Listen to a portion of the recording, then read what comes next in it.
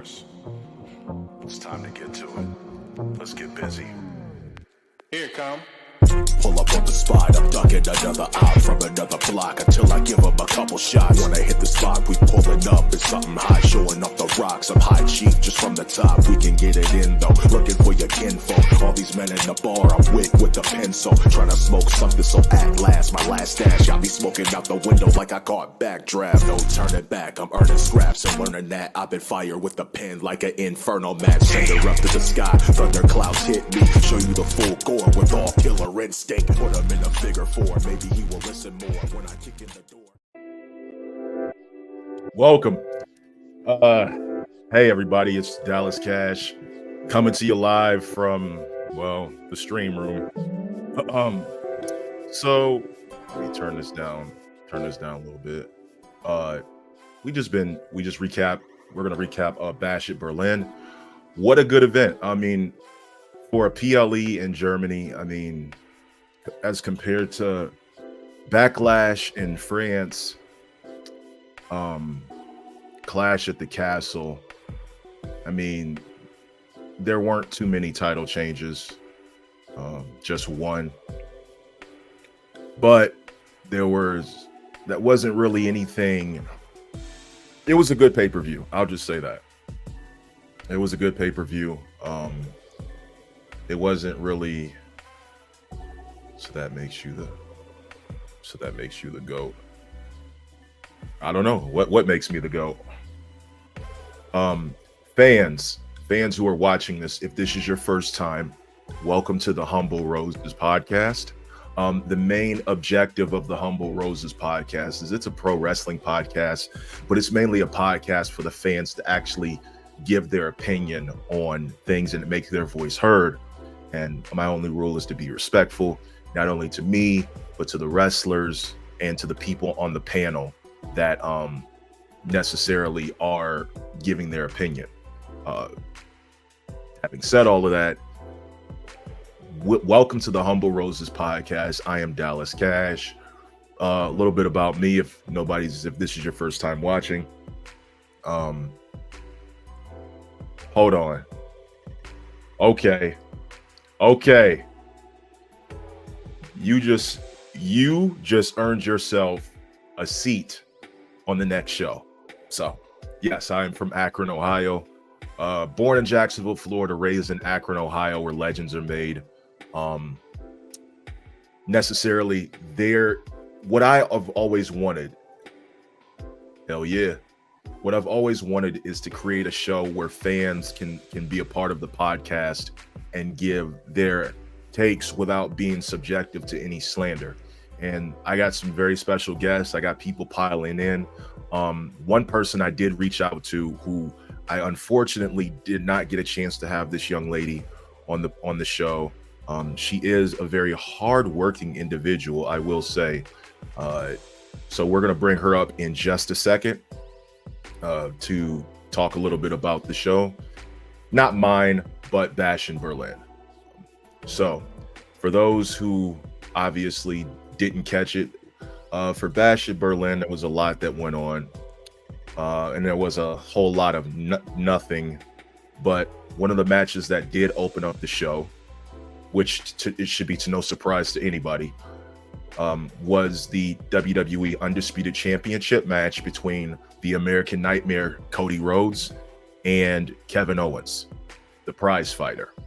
Now, what I would like to do is I'd like to bring a special guest to the show, and I'm going to ask her to promote anything that she has, because one thing I'm not going to do is have you not come up here and talk a little bit about yourself, what you do, and specifically like what it is that you enjoyed about the show. But I actually would like to have this person recap this match if she would like to. If not, we can kind of go in and out. And I want to give everybody a turn to kind of get a chance to say what they need to say.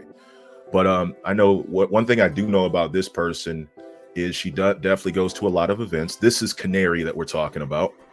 And Canary, this is actually, if I can get her permission, this is actually a picture that she took with Charlotte Flair. And I don't actually know Canary on any kind of level, but this podcast gives me the opportunity to connect with beautiful people inside and out who are way more hardworking than me, really put on for what it is that they do in general, and the simple fact that this person right here is very giving. We'll say that she's very giving. Two-time former Seiko champ. She's not a spam. Loves the Fireflies. She's queen of the 6 kingdoms and protector of the realms. That is a lot to hold on your fucking shoulders. I'll say that. Without further ado, to talk about the Cody Rhodes and Kevin Owens match, the untouchable, but the irresistible, but the undisputed two-time Seiko champion, Canary. And I'm going to bring her up right about. Hey, Canary, what's good? Hello. Oh my gosh. First of all, thank you for that glowing introduction. You had me tearing up back here while you were talking. Thank you so much. I love your podcast as a whole. Oh, really? Okay. I was scrolling through Twitter one day when I was on my lunch break, and you had just popped up on my feed. So I started listening to it a little bit before I had to go back to work, and I was like, man, this guy really knows what he's talking about. He loves it. He has a passion for it. You can tell just by the way you talk about it. And so when I collaborate with people, that's what I look for too. Like, is it just something you're doing to pass the time, or do you really enjoy doing this? And you enjoy doing it so much. So when you offered to have me on, I was like, I can't say no. Yes, absolutely. 110%. And who better to have on than you at this time, because you're very involved in the wrestling community. You're very involved with going to shows. You are a wholeheartedly pure person inside and out. I think making your voice heard has been one of the greatest contributions you've made so far with just being here. And this gives me the opportunity to like meet great people like yourself. And we just got done having Bash at Berlin. So I figured, hey, the time is right. We got 90 people live watching right now. With you being in, it's probably going to jump up a little bit. So with the American Nightmare versus Cody Rhodes, I wanted to get your opinion on what you thought about as far as the match. And do you feel like that there is some, how can I say this, a continuation of this story? Because the way it ended, it kind of feels like there's something else brewing, and they're kind of pulling it back layer by layer. But I'm going to give you the floor, and it's yours to go. One, the match as a whole, I really loved it. I'm a fan of Cody Rhodes, a huge fan of Kevin Owens.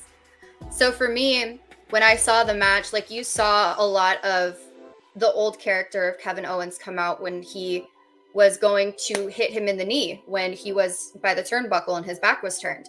But he hesitated. He stopped. And that's the one thing I love about Kevin Owens is he's always trying to do things the right way. But when you're facing people that are always constantly cheating, you yourself have to adapt to that. And I notice when he gets overlooked, the old Kevin starts to come out more and more and more. He gets mad. He gets aggressive. He just yells. And during the match, you saw a lot of that moral conundrum in his head go on. Like, do I hit him where it actually hurts? Do I get the easy win? But he didn't take nefarious ways out. But I do believe that with the way that it ended, there is going to be a continuation because Kevin Owens has been overlooked for such a long time.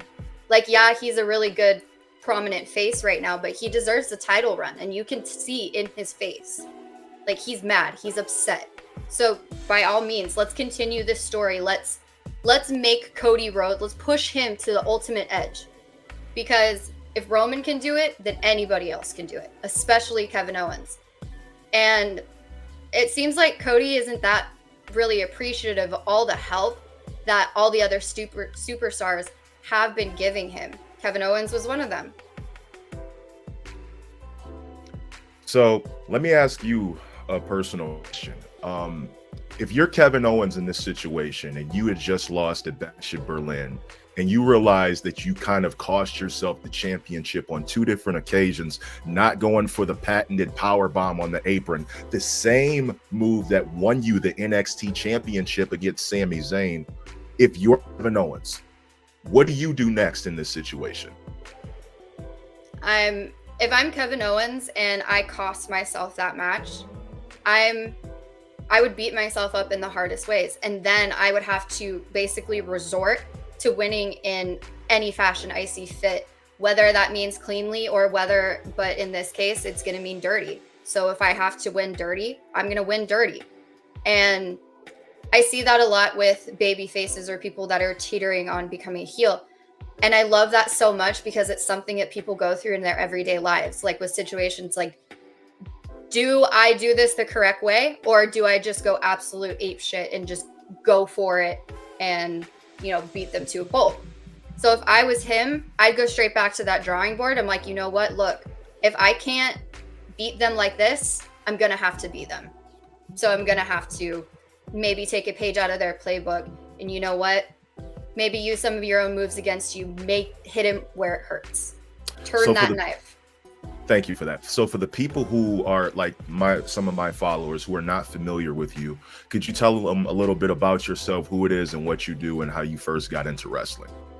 So first of all, I get this question a lot. My name is not actually Canary. It's not actually Canary. I get that all the time.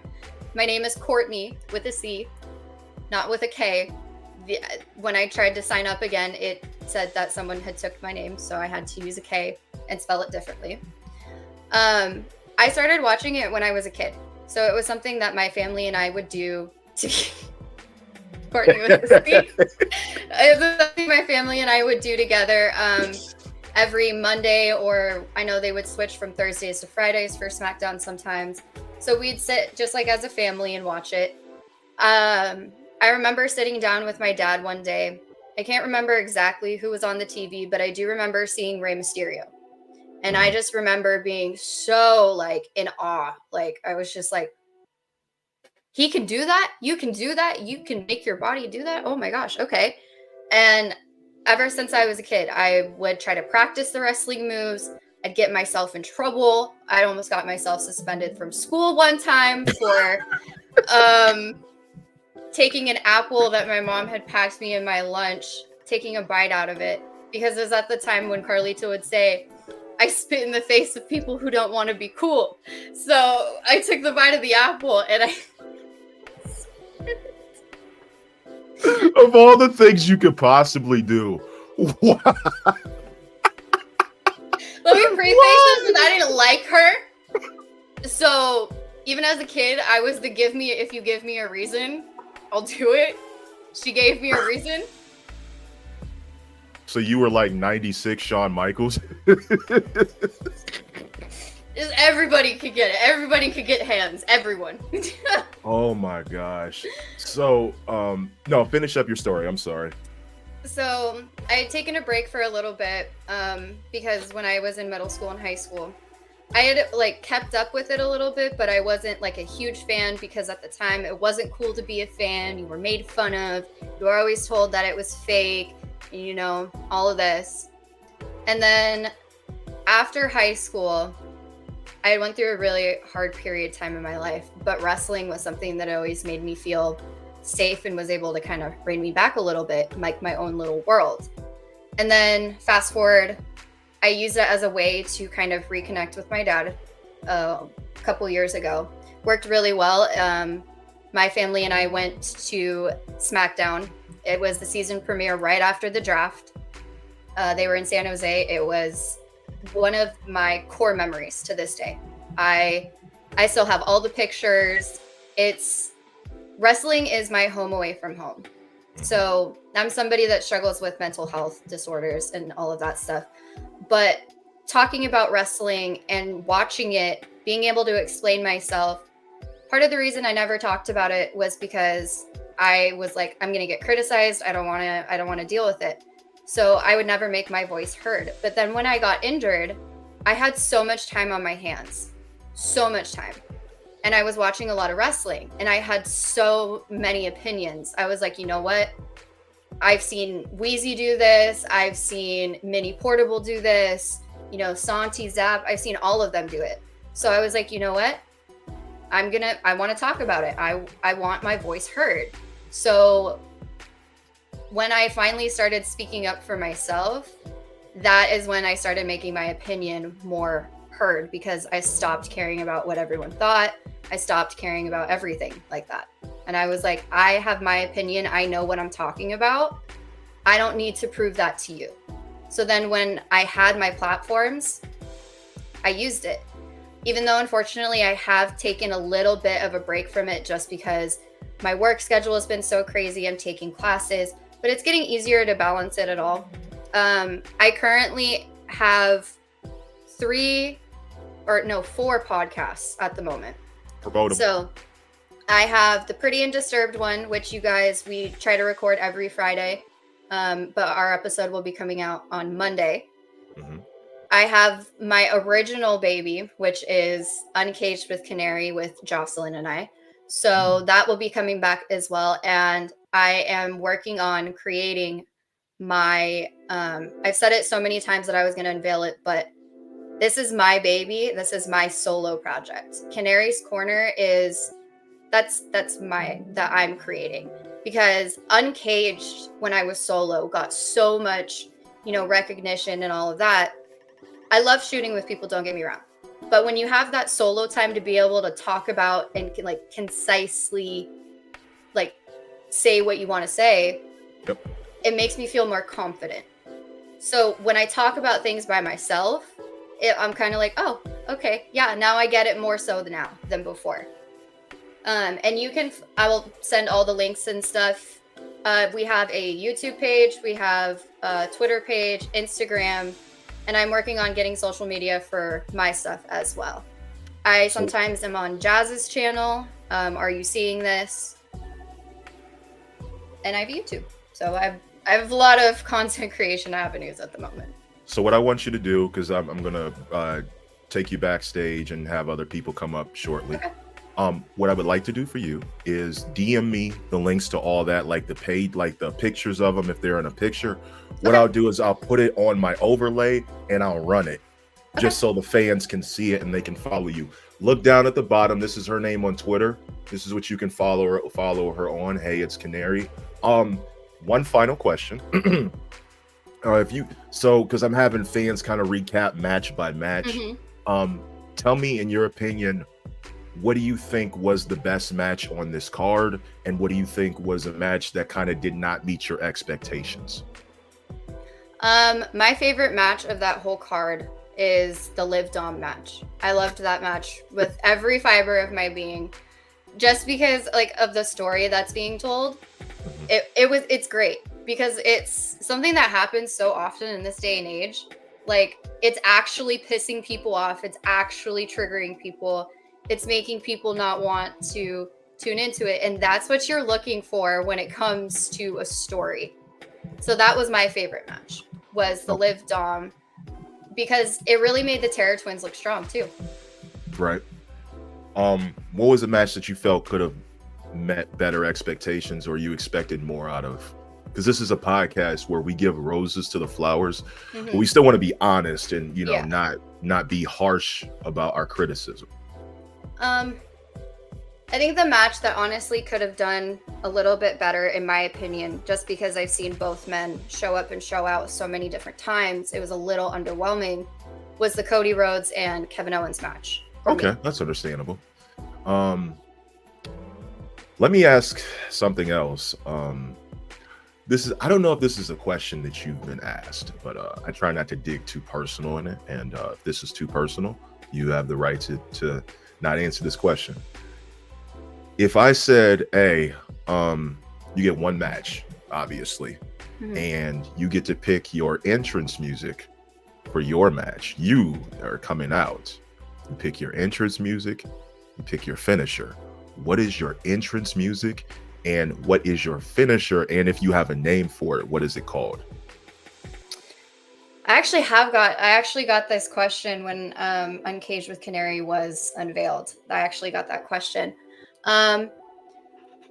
If just knowing me, I'm kind of a darker person, so mine would probably be a song from Ashnikko.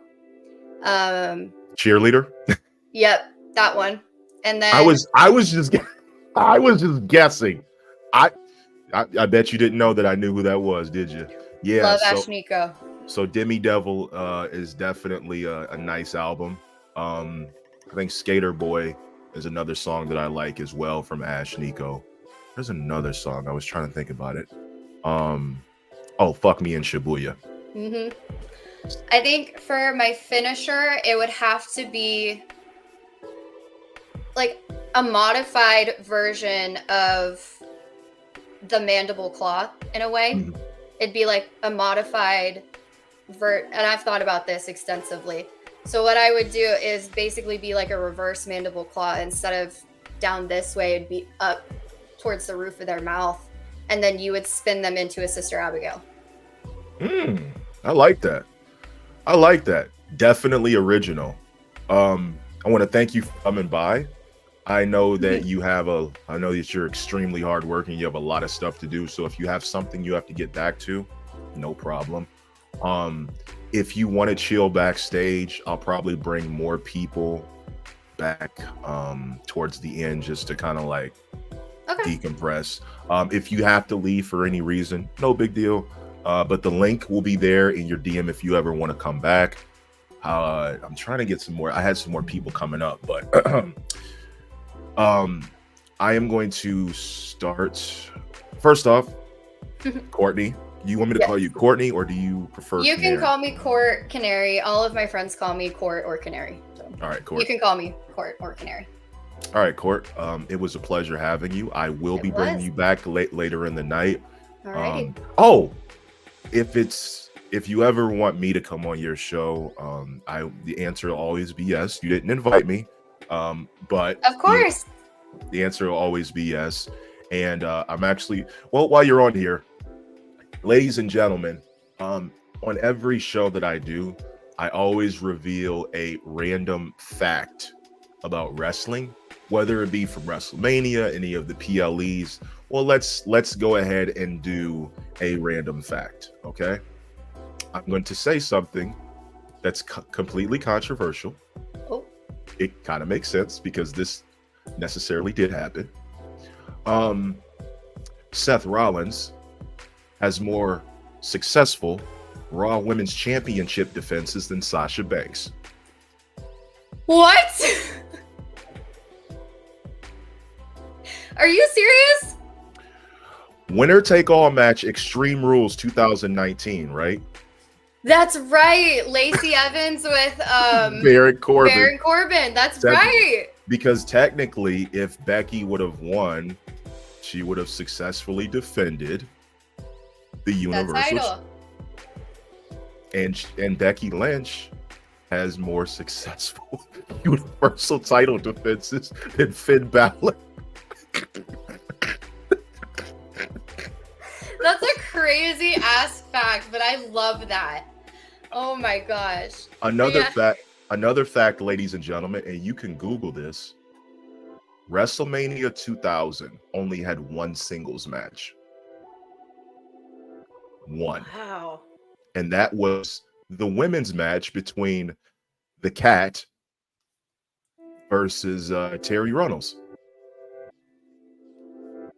WrestleMania 19, and this is the last one, WrestleMania 19 is the only WrestleMania, well, the first WrestleMania that featured a main event where both competitors used their real names, Kurt Angle and Brock Lesnar.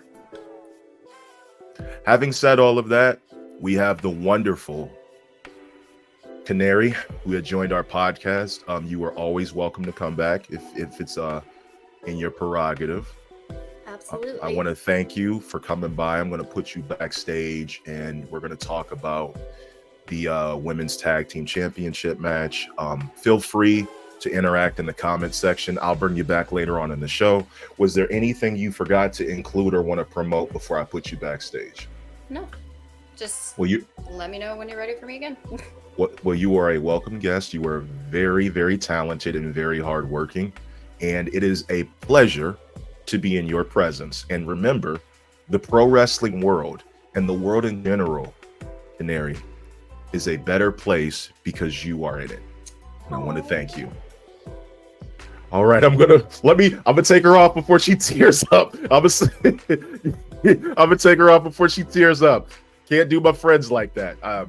So having said all of that about Canary, she's just a really hardworking individual, and still just like one of those fans that you actually want her to like you, and you actually want her to be a part of what you're doing, for the simple fact that day in and day out, she's gone through a tough time in her life, and she's dedicating it in 4 different podcasts, and her story is continuously being told as the clock ticks.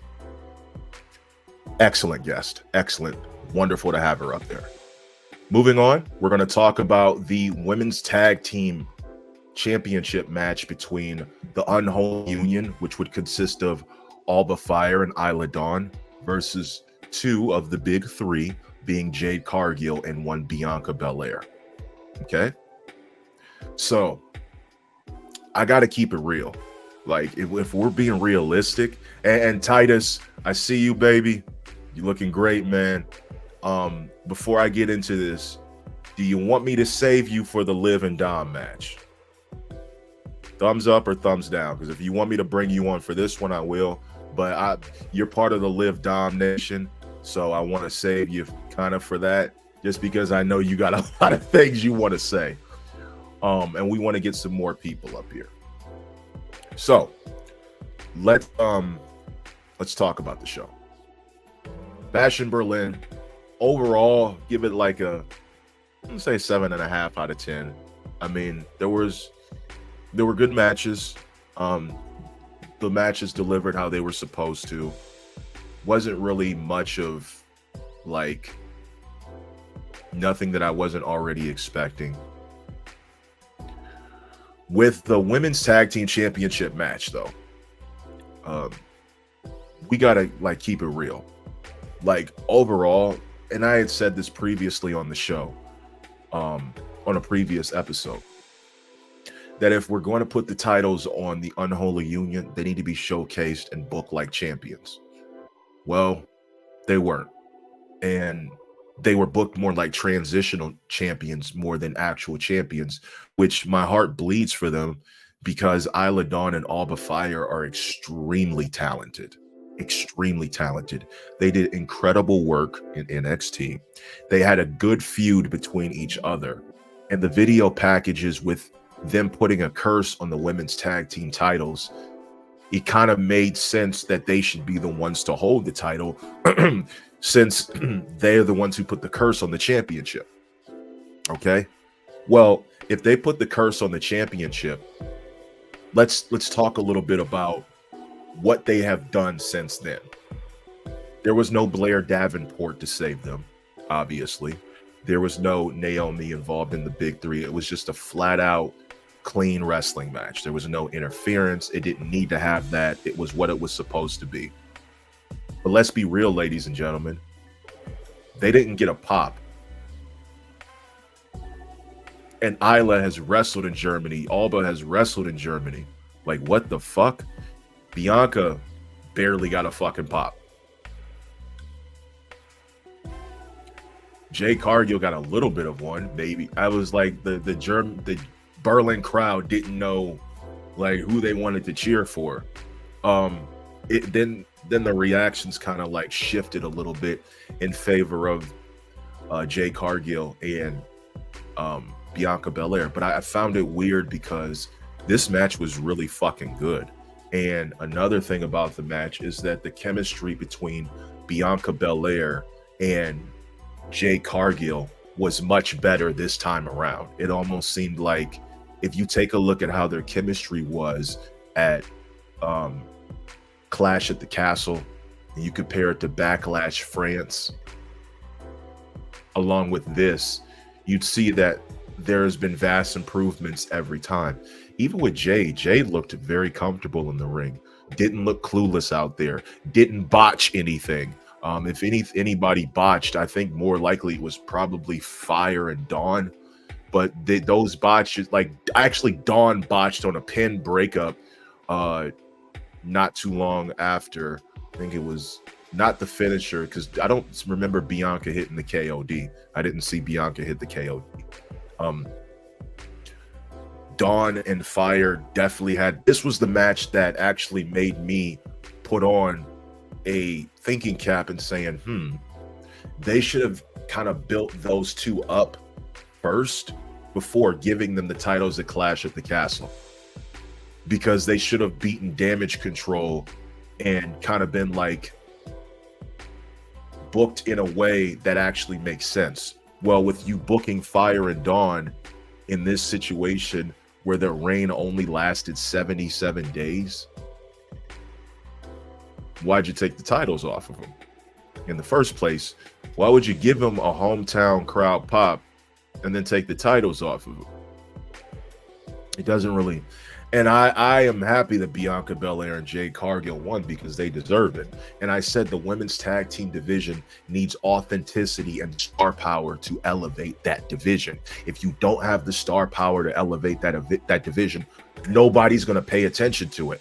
And this is a clear fucking example, because the Unholy Union did not get a pop, and they're a UK friendly team. Like, Europeans, come on now.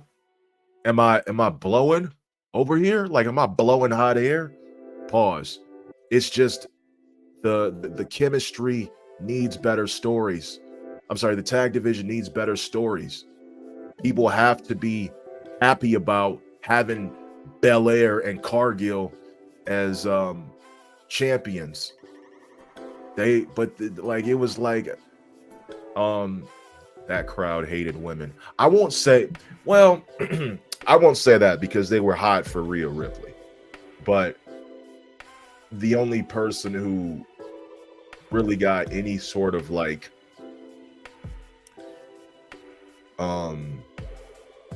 pizzazz or a little bit of reaction was like between Bianca and Jade. Like, even when the Unholy Union took out Bianca and Jade on the top, it was like at the outside of the ring, you kind of saw this, like, the crowd, they felt like they wanted to cheer for them, but they didn't. Hey, Devon Baxter Davis, DBD, hey, good to have you on the show. If you want to be a guest, DM me on Twitter. I'll send you the guest link so you can come on and talk your shit. The ever-loving Canary had came on here, and she had basically gave her little story, which I wholeheartedly love. I still got her thing right here. Follow her on Twitter. Still down here. Let me leave it up until the next match that I do. Wholeheartedly, this was a great match. Bianca and Jade and Dawn and Fire delivered. The women put on. They went out there and wrestled like rent was due. Man, I'm telling you, women's wrestling is so cool. It is so cool. Women's wrestling is so cool, and I wish that overseas it was appreciated a little bit more like it is in the States. I don't understand the reason why it's not, but that's still a good, we're starting out. I wanted to give Liv Dom on top. Yo, shout out to you. Love you. Love having you here. Again, if anybody wants to come through, definitely come through. I will give that match though like a 8.5, 9 out of 10.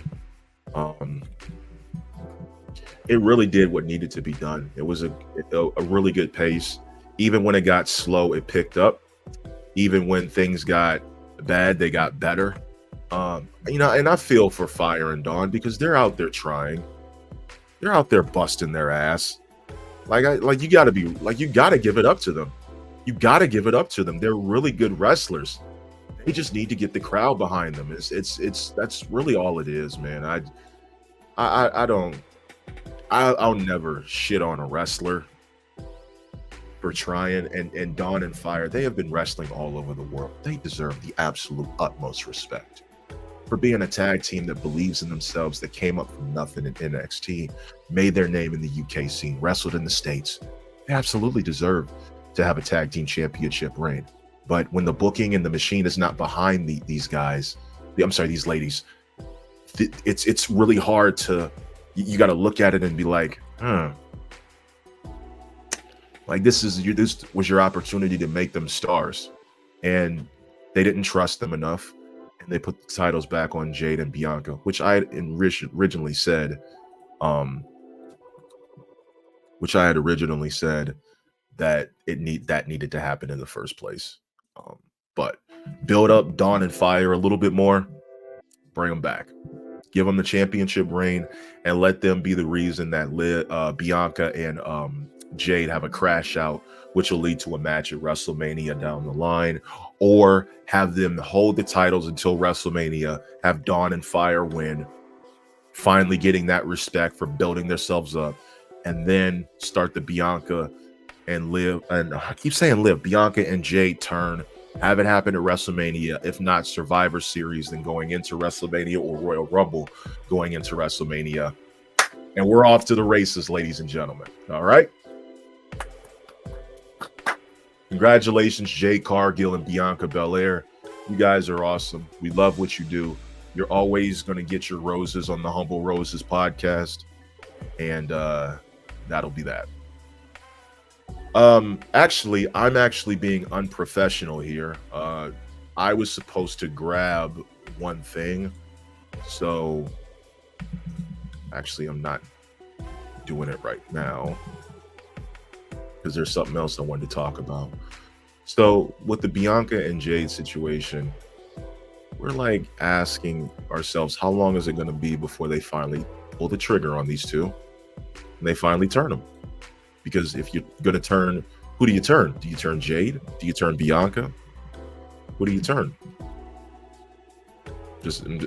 I'm asking. I'm asking the right questions. I'm asking all the right questions because I want to know.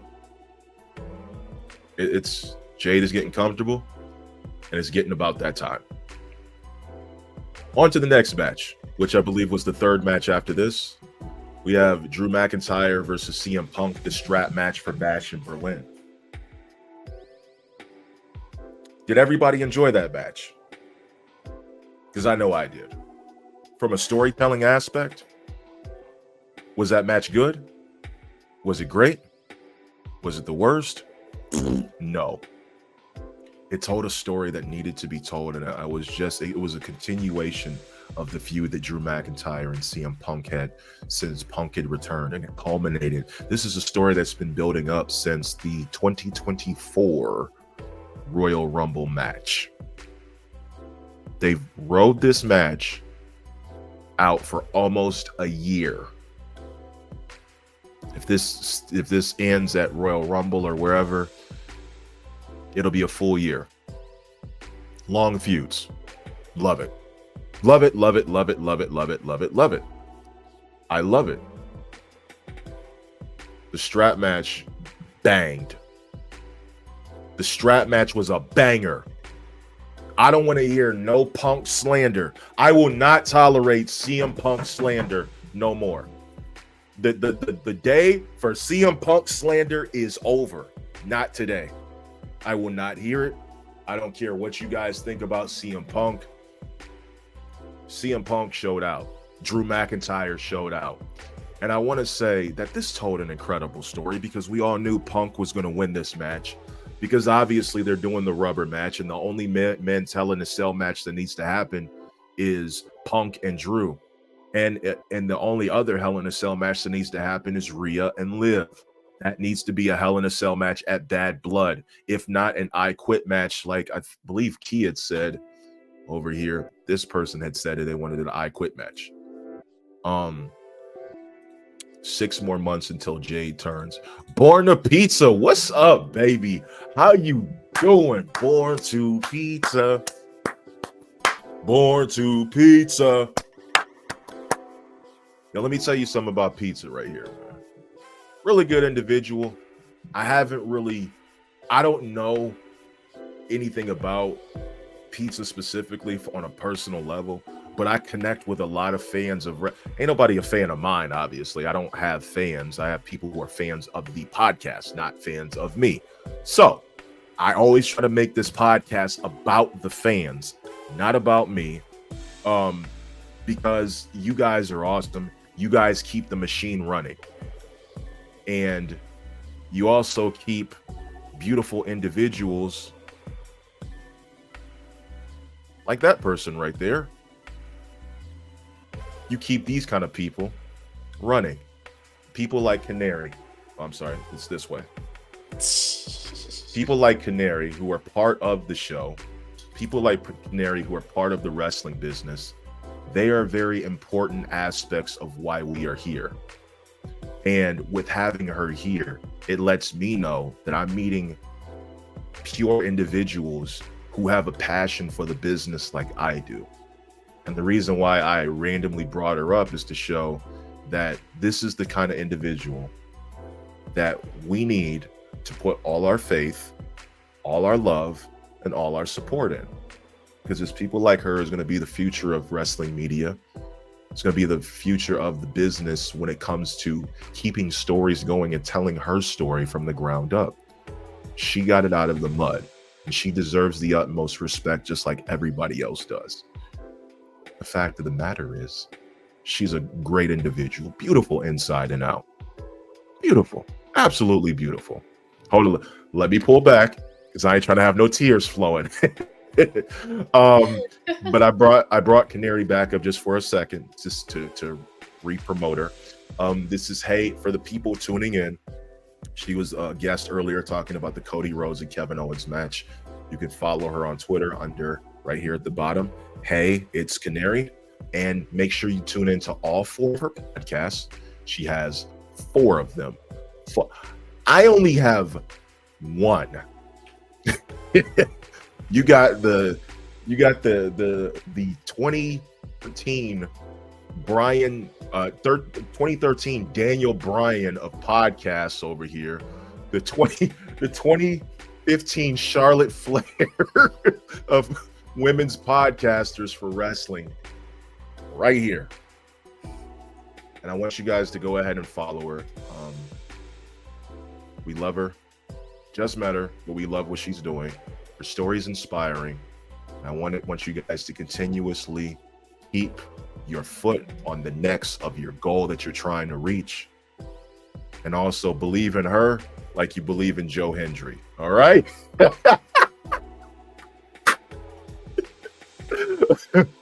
All right, Court, I'm gonna put you backstage. I'm so sorry. Oh, this is where we get to have fun on the show. I get to do what I want. You have a fan right here, homie. Hey, listen, I really appreciate that. I don't never think much of myself because I have confidence issues.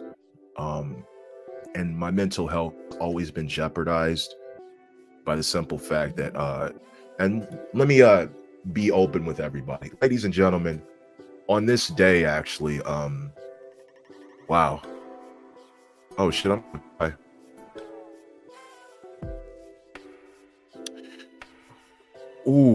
7 years ago on this day, I tried to kill myself. On this exact day. Wow, I didn't even realize. Oh my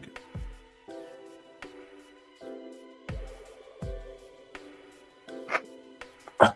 Anyway, don't worry about it.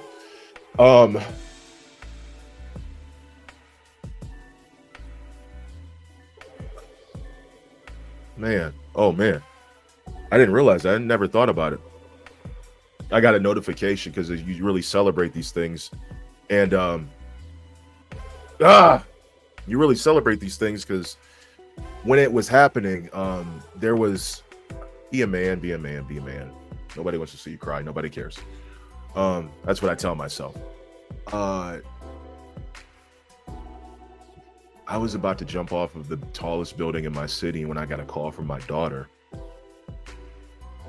And she had said, like, hey, I wrote because she always used to send me like drawings. She's like, I have a drawing for you.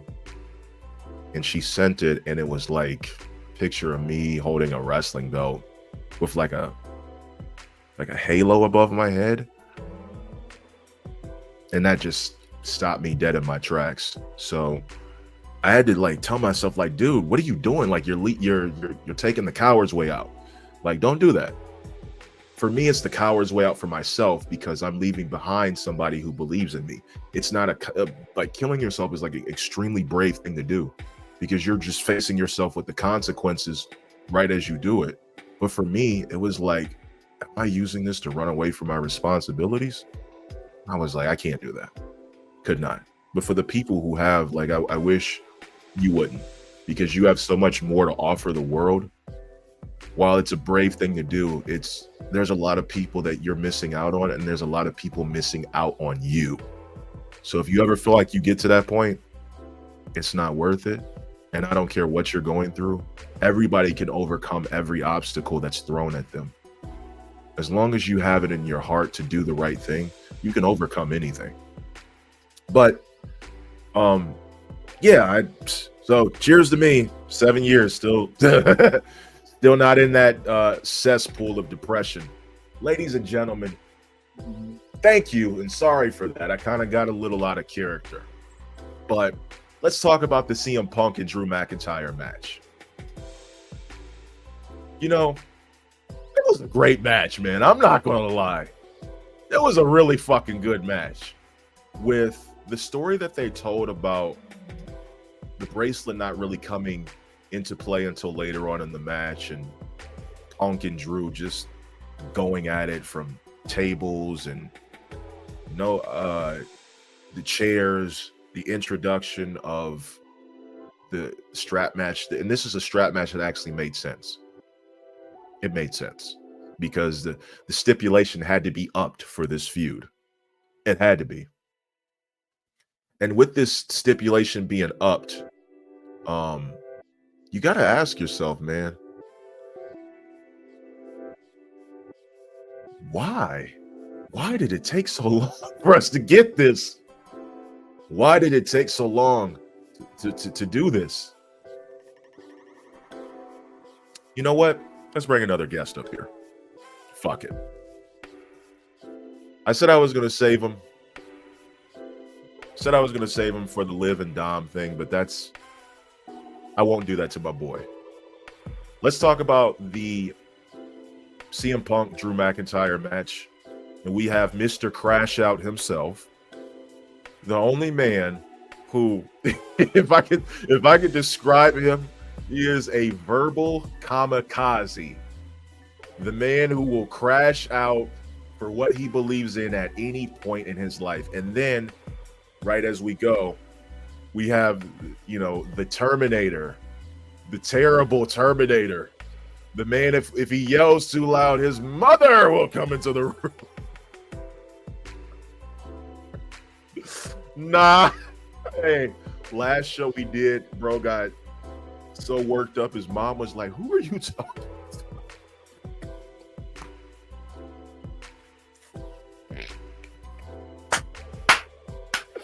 I'm like, bro, I had to use his inside voice on a podcast.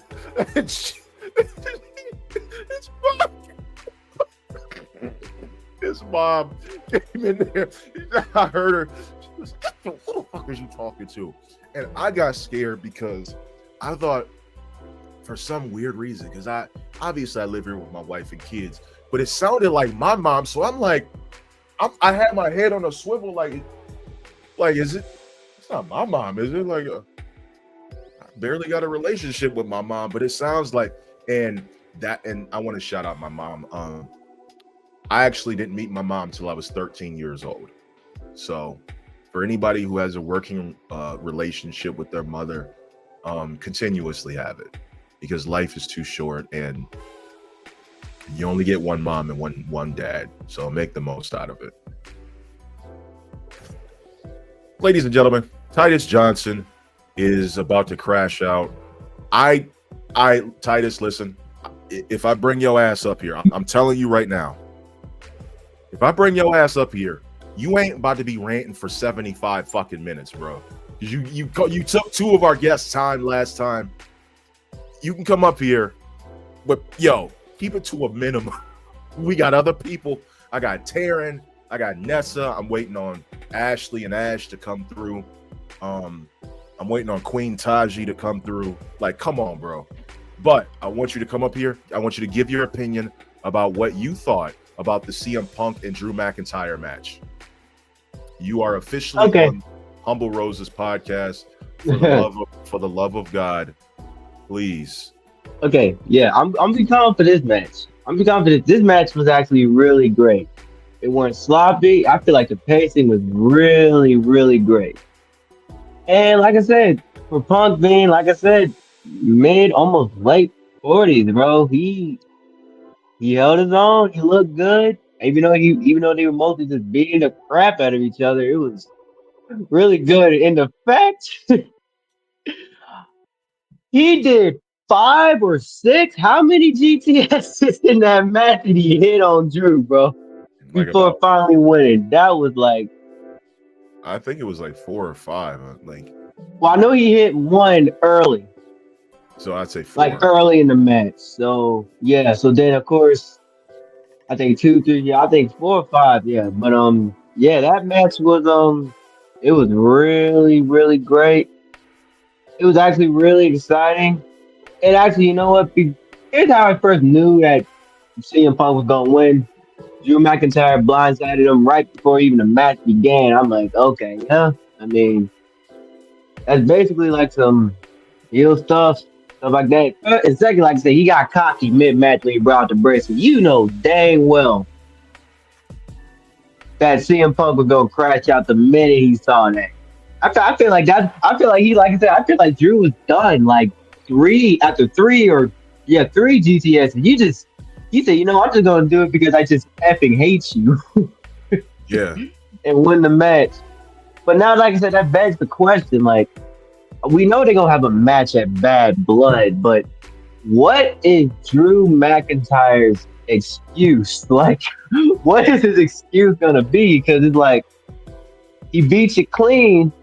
You the one who, I mean, even though he was the one who stipulated the match, you were the one who accepted it, and you thought that, oh, he was gonna be the one that was gonna lose control in this match. He stayed in control. Well, okay, he lost control towards the end, but he said, you know what? Like I said, I gotta win this match. I'm just gonna end it to. But like I said, he had a purpose in that match. CM Punk had a purpose. Now, Canary, I know you do not like CM Punk. Hey, I mean, I like CM Punk. I'm not a big fan of him, but I like him. Wait, Canary doesn't like CM Punk? She does not like. Hey, there was one podcast. I called you out by accident. Oh, that's okay. That's okay. That's okay. It's okay. But here's the thing. I'm sorry. Like, here's the thing. There was another podcast she was on. I watched it. It was called No Name Wrestling podcast, and yeah, they did like review of Clash of the Castle, stuff like that. Especially Clash of the Castle. That's when I knew, and Money in the Bank, and I watched both of them. I'm like, bro, she does not like this man. She does not like this man. But yeah, like I said, sorry, Canary, I had to call you out like that. But yeah. Yeah. So yeah, like, what would you give that match out of 10? Like, come on, hook me up. Well, like I said, for storytelling wise, it was a really great, and like I said, it was really intense and it was brutal. Now, like I said, there were certain spots. Like, I ain't gonna lie, there were certain spots in that match where I thought, okay, CM Punk might get effed up. Like, for example, when they were on the announce table, and Drew McIntyre about to go for the future shot DDT. I think the rope was like kind of almost tangled in a way, but he was okay. So CM Punk back body drop. I was like, there was so many parts. I was like, okay, CM Punk, please be careful, bro, because you get put out again, you might get cut from the roster, dude. It's all about consistency. You know, you gotta stay healthy and all like that. But like, hey, it was a good match. It was fun. What was I was literally like, yeah. I'm sorry. No, go ahead. Finish what you were saying. I'm not gonna cut you off. Oh yeah. I was basically at this point. I was literally trying to get to the mixed tag match. Basically, I mean, it was still a fun match. But I was basically at the point I didn't want to get to the mixed tag. I want to see what's going to happen. And here's the crazy thing. Okay, I'll leave my thoughts on that match after we get to that one. But I'm just stick with this one. No, go ahead. Say what you gotta say. Say what you gotta say. Okay, I'm gonna be brief. But it's gonna be about the next match we're gonna talk about. I hate to have WWE leave so many innuendos thinking that, oh, something gonna happen in in actions of either Dom or Liv, stuff like that. Like for example, on the pre-show, Damian calling him an immature, childish scumbag. I was thinking like, okay, Dom's gonna crash out tonight, stuff like that, but he didn't. I'm like, but I want to leave my thoughts for that match. But after this match, this was great. I look forward to what they're gonna do in Bad Blood. I actually don't know who you're gonna give the win to for this one. I feel like I think Drew. But here's the thing. You know how, like I said, Seth Rollins, he got put out by Bronson Reed, but they wrote him off because, like I said, he needed a break. I don't know if you have Drew win, what do you do for CM Punk for November, December, and leading into like February? Well, CM Punk just announced that he just did an interview backstage, and he just said he wants to go for the gold. So he wants Gunther. Oh, I mean, that could happen. Ashley Figgy, pull up. I sent you the link for the show, for the guest link. I sent you it. If CM Punk gets Gunther, I'm listen, I'm sorry. I mean, I want CM Punk to get the hey. I want to introduce y'all to my mom real quick. Hi, how you doing? This is my mom. Hey. The one that was screaming at me. Sorry. Yeah. Hey, 500 people saw you get chastised on the stream. 500 people. Yo, well, here's the thing. She didn't know I was doing a podcast at the time, so she's yeah. She knows I'm doing a podcast now. She's okay with it, just as long as, like I said, just keep it at her. I thought you got the belt when you went off this. I thought you got. Oh no.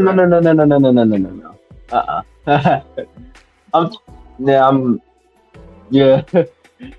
But yeah, if CM Punk goes for gold, that's fun. But like I said, I don't know. Here's the thing: leading into next year, like I said, there's so much stuff going on. For example, you got John Cena on his retirement tour. You got Gunther. Heard a report that they're gonna have John Cena eventually fight Gunther, and you got people that want John Cena versus Randy at WrestleMania 41, because they never had like a one-on-one at Mania. But I'm like, hey man, but for CM Punk, like I said, my thing is this: as long as you stay healthy, as long as you, like I said, as long as he stays healthy, he's fine. He's fine. But yeah, other than that, this match was great. It was great. All right, yeah. Titus, I want to thank you for coming on. I'm going to put you backstage. We're going to bring you back probably later, right after, we to talk about Liv Dom. So let's put him backstage. So this is your first time watching the Humble Roses podcast. My name is Dallas Cash. It is wonderful to have you. Thank you for spending your time with me. You could be doing anything on a Saturday right after Bash in Berlin, but you're spending your time with me, and I wholeheartedly appreciate it. I'm just a regular guy, just an artist from Akron, Ohio, living now in Stowe, Ohio. Family man that likes talking about wrestling. I'm pretty honest guy about my opinions. Pretty blunt, direct, but I am respectful about who it is and I'm criticizing. But it's also criticism that is not disrespectful. You can give criticism where it needs to be without shitting on people. And that's the beautiful thing about the podcast that I create. It gives the fans a voice to come up here and make their voices known. If you ever want to be a guest on the podcast, follow me on Twitter. Actually, let me put my banner up because my banner is already up or whatever. You can follow me on Twitter at King Dallas Cash. You're probably already on Twitter watching this, but if you're on Twitch or YouTube, my name on Twitter is King Dallas Cash. If you want to be a part of the Humble Roses podcast, just follow me, DM me and say, hey, what can I do to get on the next show? I'm not one of these podcasters that charge people to come. We're not doing that. It's free. Never ask people for money. I believe that a podcast should be free and available to everybody because our economy is just so upside down right now. You don't need to be asking people for money. You don't need to ask people for donations. You give your opinion, let people come up on here. I actually put my money into paying to have all this streamed. And I do it for you guys. I want the fans to be able to come up here, give their opinion, say what they need to say, and go about their business without facing any slander or criticism from anybody. It's always been my rule. Be respectful. Be kind. Make some friends. Pro wrestling is beautiful because we keep the machine going. Yo, Marks with Mikes is on the we in the comment section. Yo, shout out to Marks with Mikes. This is the podcast that got me started on the Humble Roses podcast. Okay. Marks with Mikes, my boy JT, Mr. 6'9". Shout out to the Mexican Terminator, El Cheech 216, Culture Clash Network. I am part of Marks with Mikes, and Marks with Mikes will be streaming. There were our recap episode of Bash in Berlin. Obviously, we did our predictions for No Mercy, and then I believe TNA is TNA's pay-per-view tonight, I think, maybe, or is it tomorrow? It's either tonight or tomorrow. We did our predictions for that. We will have a show tomorrow. I don't know what time, but follow our Twitter for updates and join me, 6'9", and El Cheech, and we can get this ball rolling. Marks with Mikes is where it's at. So follow me and Marks with Mikes. Glad to have them on there. Love those guys. Wouldn't be here without them. All right. Why did I call him Mexican? Yeah, he's Puerto Rican. Oh my God, he's gonna kill me for that. Yeah, I'm on the subject of Mexican because the next thing I'm talking about is Dominic Mysterio. But yeah, the Puerto Rican Terminator, El Cheech. We are wholeheartly happy to have Marks with Mikes on the podcast because they're welcome anytime. Anytime you want to come through, just stop by. You don't need to knock. Just open the door and walk through it. So let's talk a little bit about, and it happened yesterday. Why did I think it was? I didn't see Emergence yesterday. That's another thing. I didn't see it. I might pull up on you. Please do, by all means. It was 5 for 5 on Match Picks. Hokage, what's good, bro? What's good? Good to see you. Thank you for stopping by the show. Yeah, I missed TNA Emergence. I didn't see a single fucking match.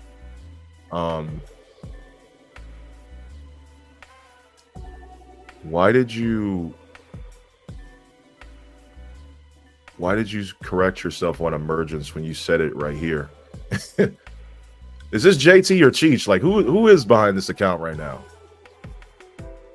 Yeah, I missed Emergence. I'm not gonna lie. Yesterday was kind of for me.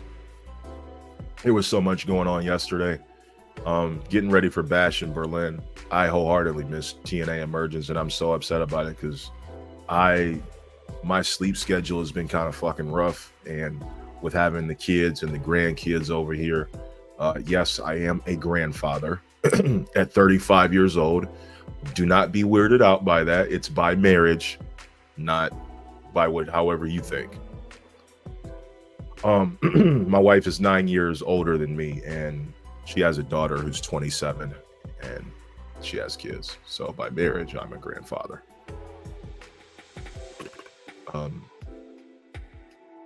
Coming up now. Oh boy. I'm going to have another guest come up here. I'm actually going to have two guests come up here. I had one who I'm already in a group chat with. And we've already talked about covering the Terror Twats and the Liv Dom tag team match, but I'm gonna call them the Terror Twins. I just keep she's the reason who started this shit in the first place, and then I'm gonna have Figgy come up as well. The beautiful A Figgy. So, and where the fuck is Mario? Where is Mario? Mario needs to get his ass in here. I'm sick of this. Send him the link. Mario, get your ass in here. I know you ain't doing nothing. I've had your wife has been on my show more than you have. And yeah, don't make me pull up on you. The terrible twos. Well, anyway, the next match, let's cover it. Let's stop with all the sentiments. All right, so the Liv and Dom Mysterio against the Terror Twins, Rhea Ripley and Damian Priest of Judgment Day. At first, I'm like, this ain't gonna be a squash match, is it? But we expected, with all the offense that they were getting in, like the Terror Twins, this was kind of a revenge match for them. And this was booked more almost like a match on Raw than it would be for like a pay-per-view, because there was really no story behind it. The story had kind of like fizzled out. Yo, Mario, DM me on Twitter. I see you right here. DM me on Twitter. I'm going to send you the match link because I want you to come in as well. Or you can sit next to Ashley while we recap it. So this match, I expected a little bit more out of. I expected more out of this match because with the story that they had been building up, this was the second best match on the card as far as story was concerned. Well, as far as story concerned, this is the most heavily driven story on the card. Better than Cody and KO. They're better than Punk and McIntyre. But with Punk and McIntyre having their feud and their story, like, Liv and Dom made this feud take a back seat because it was the second best story that they had going on in WWE, other than the Bloodline storyline, which has been dominating for the last 4 years. A 4-year storyline is still dominating. But what I didn't understand is why make Dominic Mysterio look like a chicken shit heel in this match when prior he was ready to crash out and burn the fucking world down over Liv Morgan. Where was all of that aggression in this match? None of it was there. It was non-existent. And I didn't like that because I thought maybe this was going to be the time that we finally saw Dom crash out. But no, he was treated like fucking, he went out like Gohan in Resurrection F. And I hit a nerve there because I can tell through that there was a disturbance of the force when I had said that, right? With Dominic Mysterio being part of like one of the best storylines WWE has produced, we got to ask ourselves a couple of questions. When is he ever going to seem like the aggressor in this situation? When is he ever going to be the person who puts his foot down and is tired of the disrespect? Okay. Having said that, the match ended I picked Liv and Dom to win, so this was the only match I got wrong. And I'd like to say this was the only match everybody else got wrong, who wasn't a Rhea fan and had kind of seen it from how I had seen it. But if you saw it going, if you were 5 for 5, hey, you're absolutely right. You did what needed to be done. But we wanted to see a more aggressive side of Dominic. Let me check the comments. I haven't checked the chat. We wanted to see a more aggressive side of exactly. A more aggressive side of him tonight, and it didn't. Man, this is Born to Pizza is like my cousin from another.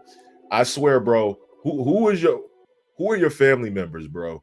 Because every time I say something, I look in the chat and I find out you said it too. Might have a little black in you.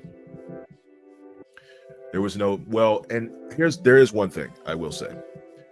No Demon Balor tonight. There was no need to, honestly. Let me tell you why.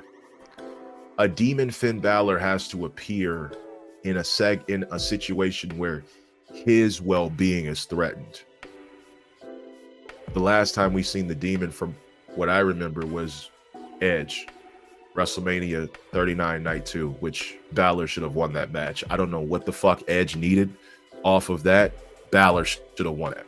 Everybody agrees. And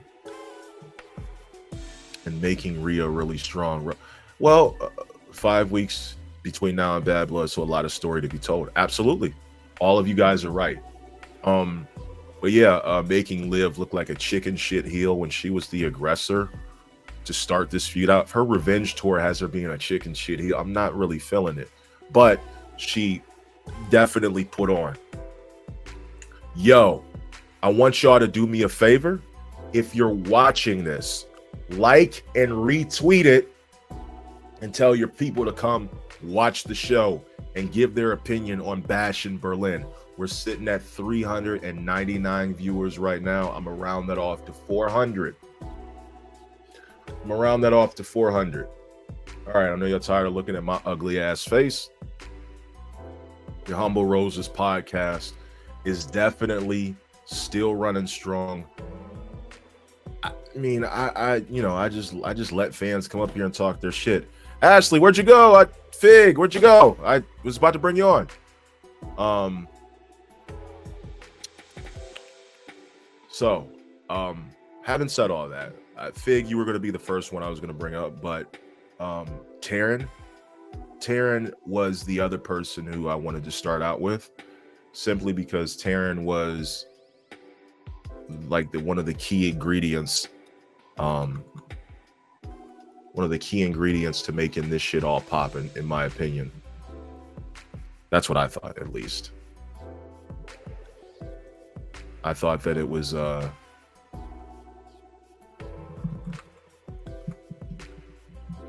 thought Taryn was like, Taryn being responsible for the whole Terror Twats thing. You know, I'm gonna have her come up here and talk her shit. She has a lot to say, not as much as I don't know if she had as much as Titus does, but let's bring her up to the stage, and then Figgy is gonna follow right after her. So I'm gonna let you get your rants off, but definitely leave some room for some other fans coming to the stage right now. In about 5, 4, 3, 2, 1, with the Liv Morgan Revenge Tour, it's Taryn. Hi. Hey.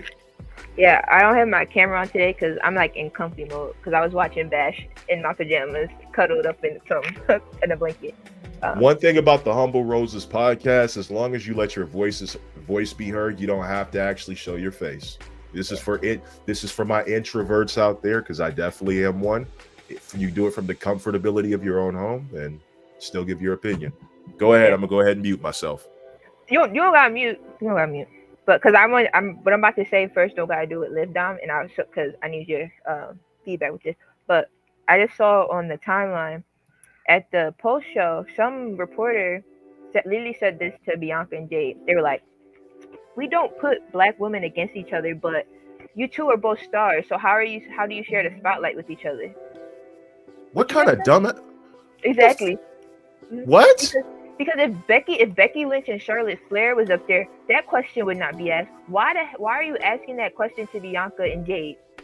And then the fact that before you asked that question, how do you share the spotlight with each other, you literally said, "We don't put black women against each other, but," oh, so you're putting black women against each other? Like, what type of question is that? Like, why would if I was Bianca and Jade, I would have got up and left that, because that's so mad disrespectful. Because what was the point? Why would you say that? And whoever that was, I don't know what organization it was from, WWE better not let them back in for the post show. They should not be asking superstars questions, because that question was foul. It was disrespectful.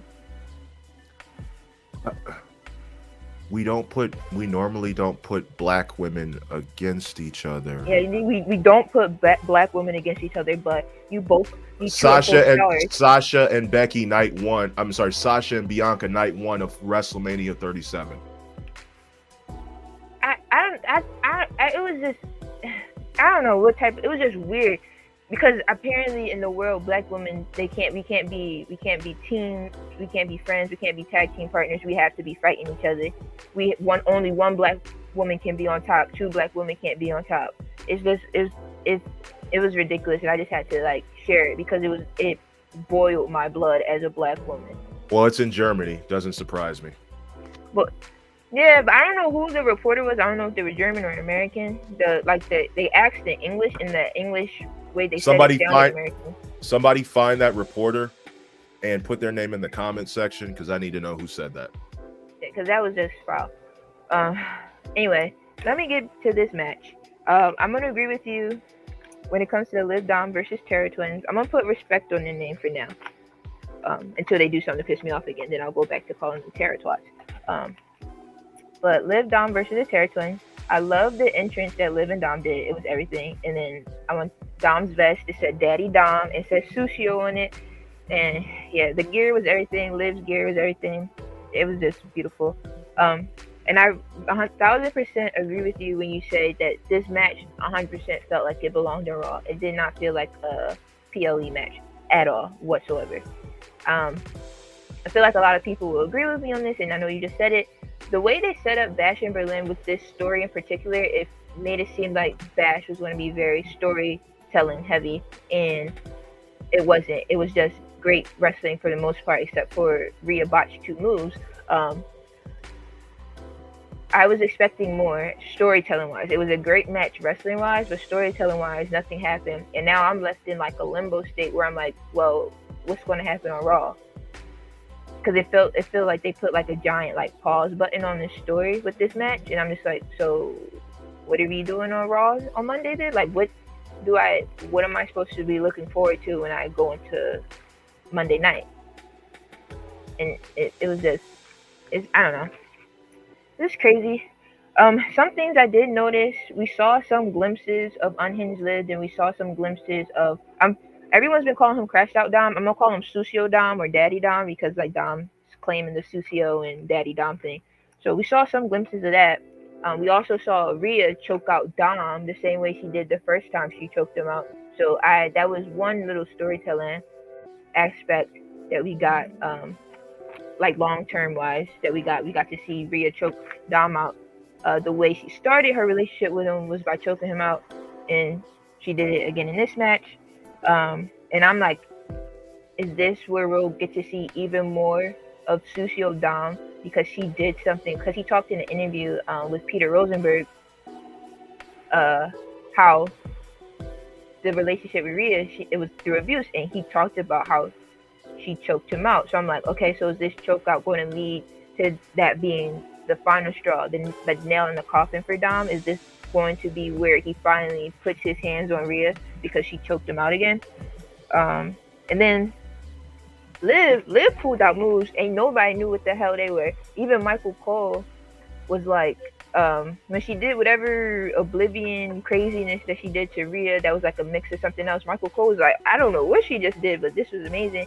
And then the other like a move that Liv did where she like wrapped Rhea up and like rolled It looked her. like I thought she was going for the Black Widow. Black Widow. Mm-hmm. That's what I thought she was going for. And then she did like the what's it called, the crucifix driver thing. Yeah. I was like, oh, it was really impressive. Liv really impressed me tonight. And I'm like, if anybody say Liv can't wrestle, you're a liar. Like, you're just lying, because this match Liv really showed out. She pulled out moves. She pulled out different moves, and this is why I prefer Liv as an in-ring wrestler, because she does different things and she pulls out things you don't expect. With Rhea, she does the same 5 things over and over again. We literally see her do the same thing, and as a viewer, that's boring. Like, I get it. I understand you're strong, you're a powerhouse, so you're gonna do these strong powerhouse moves, but it's like, give me a different strong powerhouse move. Do something to keep me entertained, because part of your job is to entertain me, and right now, Rhea, you're not doing that. And then one of my favorite parts was when Rhea did, I can't remember what movie it was, and she like did the shimmy to Dom. She was like, "This is who you chose," and Dom looked Rhea dead in her face and went, "Yeah, I did." And I just love Dom standing up for himself. It's not in the way that we all expected and wanted tonight, but it is in a way we still haven't seen from him, really. Like, he's standing up for himself in front of Rhea. He's standing up for himself in front of Damian. He's standing up for Liv, which I think we all know at this point when we finally get Crashed Out Dom, it's going to be because either Rhea or Damien did something to Liv, because Liv is his trigger when it comes to like anger. We saw it with Ray last week when he started talking about Liv. JD literally had to put his hand on Dominic to stop him from punching his dad in the face because he was walking towards Ray like he was going to. And yeah, like that move, crazy. I don't know, like I thought she was going for a Black Widow, and then she did that, and I was like, oh. And then the other one she did off the rope, where I thought she was going for an Oblivion, but she did something completely different, and I was just like, whoa, what is going on here? It looked like a modified code breaker. Yeah, and it was crazy. Like that's what really has pulled me in with Liv, because exactly, whoever said that, you're correct. Liv had the best moves in the match. Yo, I keep seeing this person on my, but I don't remember what his name is, because I see images, and if I don't see the name, it's like hard for me to catch up with it. Mhm. But this dude right here has really been popping out and really giving his opinion, and I really like this guy right here because he's just really a good fucking dude. And Dom also impressed me in this match too, with like the moves he was doing with that DDT he did to Damien. That was cool. The fact that he was willing to go on the announce table with Damien was awesome. So it's a slow burn, and I'm not a fan of slow. This match confirmed that it's a slow burn. This story is a slow burn. Triple H loves his slow burns, and but we're seeing glimpses of it.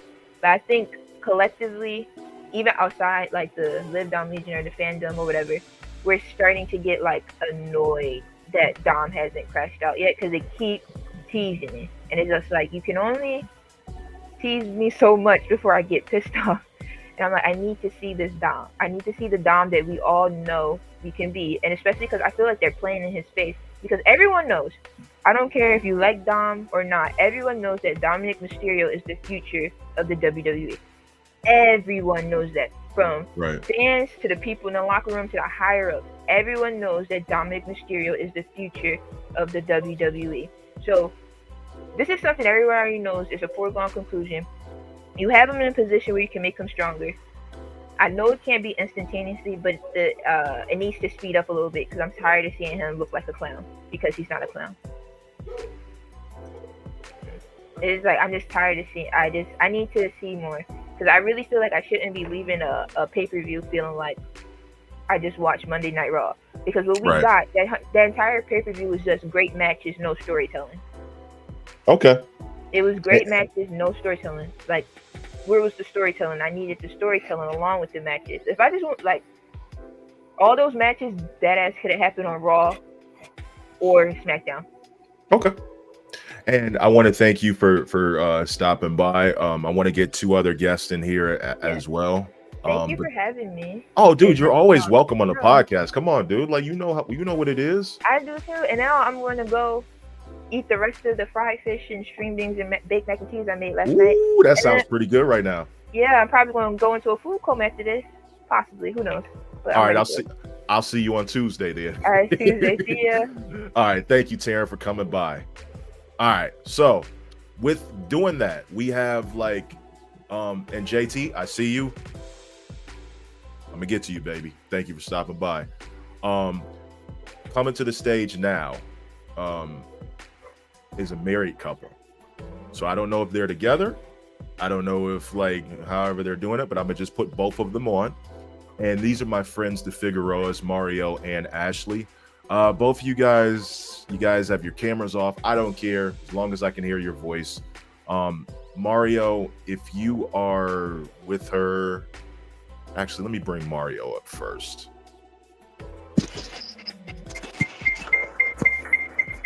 Mario, you there? Hey, yo. All right, what's going on, baby? Yeah, how you feeling, man? How was the event? What do you think? That's pretty good.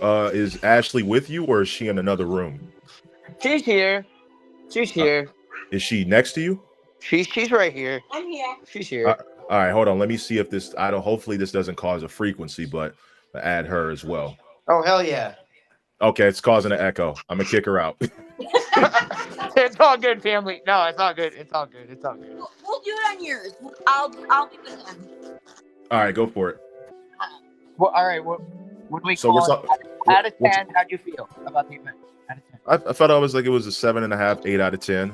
It needed to do what it needed to do. What did you think about the Liv Dom and Terra Twins match? Like, that's the match we're covering right now. What'd you think about it?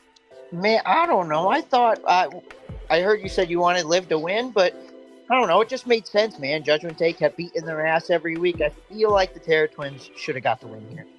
Okay, and they definitely did. Ashley, how are you feeling about the match in general, wholeheartedly, before we move on to the main event? So it's funny because every week I feel like Liv and Dom somehow try to snake their way out of the actual fight. So they get to kind of walk away unscathed, and now they didn't get a chance to do that. They did get their ass kicked. There was obviously that interference with Judgment Day, which we all knew was going to happen. But I think watching Rhea and Damian take down the whole group and then have them run off like what they normally do, I think they deserve that win. I think they definitely got it. And it's a great storyline. Great storyline. They're killing. What did you think about the other matches prior to this one? Oh, the Cody and KO amazing. in ring, man. That was a really fucking good match. Right? Right? Well, how'd you feel? Well, I feel it was really good, and the crowd was into it. Some people thought it was lackluster, but everybody's opinionated it. But come on, everybody's not going to agree. There are people who think that Shawn Michaels and The Undertaker at WrestleMania 25 isn't the greatest WrestleMania match of all time. I mean, I hear you, but I hear you. Yeah, fans are critical. I hear you. Wait, they were saying Cody and Kevin were lackluster? I had one fan come up here who had said that. That's man, they really put on to me. I felt like it was a great match. It was amazing. A lot of heart, When I disagree with somebody, I'll never if somebody's giving their opinion, it's like you can either accept it or reject it. But we want to be respectful. We want to be respectful about what people are looking for in a wrestling match, because not everybody looks for the same thing in a wrestling match. Oh hell yeah! But I thought Cody and KO was. I thought Cody and KO was good. I thought it was for the storytelling aspect. Kevin Owens, his storytelling is underrated. It was very excellent. Like, his storytelling skills are fucking excellent, but so are Cody's. Amazing. Bianca and Jade, with them getting the tag titles, I thought it was a great match. I thought it was one of the best matches on the card. Drew and Punk, same thing. Hype. So hype. I'm so glad they got the titles back. I'm glad to have you guys on the podcast. I want to talk to you guys a little bit more throughout the show. I just got a line of other people that I want to get in. Oh hell yeah! Everybody got to talk their shit. So I'm gonna just kind of let somebody else come in, but I stay on. I'll bring you guys back in a little bit later. Okay. Thank you for having on. Tell your family I love them. Oh hell yeah! Appreciate it. Kiss the baby boy for me. You got it, man. All right, just hit me up. All right, I got you. Love you too. Sorry, Titus, not yet. Let me bring this person on stage real quick. This is RS. I think I know who this is, but are you there, RS? Yeah, yo. Yo, turn the camera on. Can you hear me? Yeah. You good, baby? Yeah. Wait, what made you again? So we're talking about the. Actually, you know what? Let's just jump into it. Main event: Gunther versus Randy Orton. Tell me what your thoughts about it. It was a very great match. I think this match blew away their King of the Ring finals so much. And the storytelling in this match was great as well. Yeah, Randy Orton, of course, his work since he has returned, bro, has been this great. And Gunther, best wrestler of the world by far. And Germany just praising him in that entire stadium, that entire arena, was just tremendous. And overall, that match was tremendous. So yeah. What did you think overall of the pay-per-view? If you could give it a ranking, what were you thinking? It was a pretty straightforward show. I believe nothing too crazy happened. But overall, I thought the show did what it needed to do. at this point, I'm just ready for Bad Blood. At this point, I think we're all ready for Bad Blood. I think that pay-per-view might be in the top 3 WWE pay-per-views like this year. So overall, Bash and Barrel was a good show. Like, not the wrong of it. Okay. Are you? Do you follow me on Twitter? Yeah. No, it's Ars TV. It's Ars TV. That's what. Oh, okay. Guess I was like, I'm like, this person looks familiar, but I have to make sure. Yo, thank you for stopping by the show. Yeah, no problem. Definitely stay, you know what I'm saying? Stay in if you want. If you have to go, I completely understand. One thing about the Humble Roses podcast, ladies and gentlemen, people can come and go as they please and give their opinions and move it along. But yo, stay if you need to. I'm honored that you stopped by. If you want to stop by on the next show, invitation's always open. Yeah, man. All right. Even do what you need to do, man. Hope you succeed. As long as you're in my corner, I'll always succeed. Yeah, thanks, man. Take care. All right, coming to the stage. The other side of paradise. The man who towers above all. A real American hero. The guy who brought me into this podcasting joint and helped usher, besides Cheech, who helped usher in what the essence of the Humble Roses podcast is, from Marks with Mikes. My Floridian brother, Mr. 6'9", JT. What's going on? Hey, this is your first time on the Humble Roses podcast. Yo, good to have you here. Listen, I've been watching what you've been doing from afar. Just want to say we are proud of you, from the brand to you, man. Keep doing what you're doing. Make sure y'all following the Humble Roses podcast. So, with having you here, this is really like very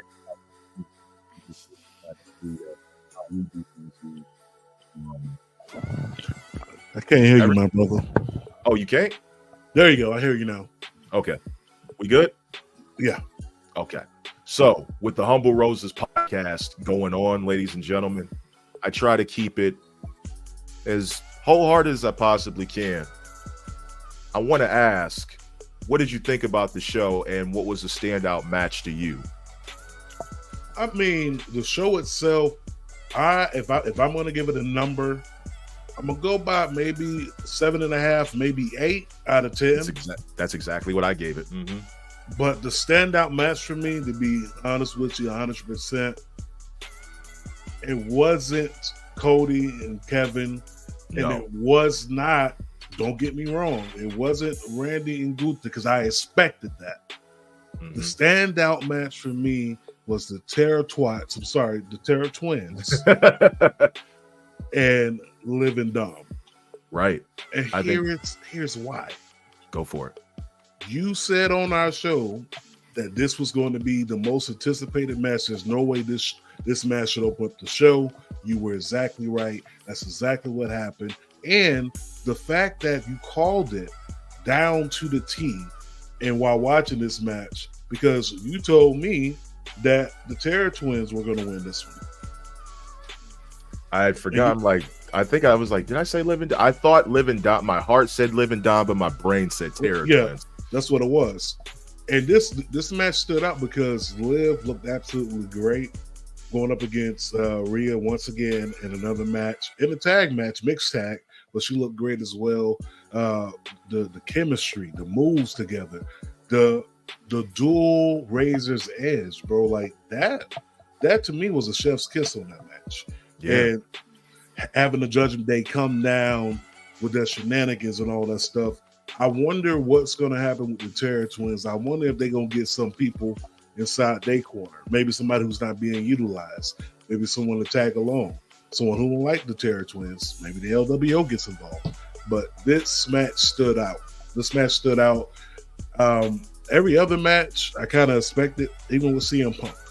I love it. We all knew Punk was winning. Like that was that was a gimme. Foregone conclusion. With the foregone conclusion, ladies and gentlemen, the Bash of Berlin, and even with Randy Orton and Gunther, which was a great match, had a great ending. I just feel like between both tag matches, honestly, shined in my opinion. Yes. Just because all like the ladies shine tonight.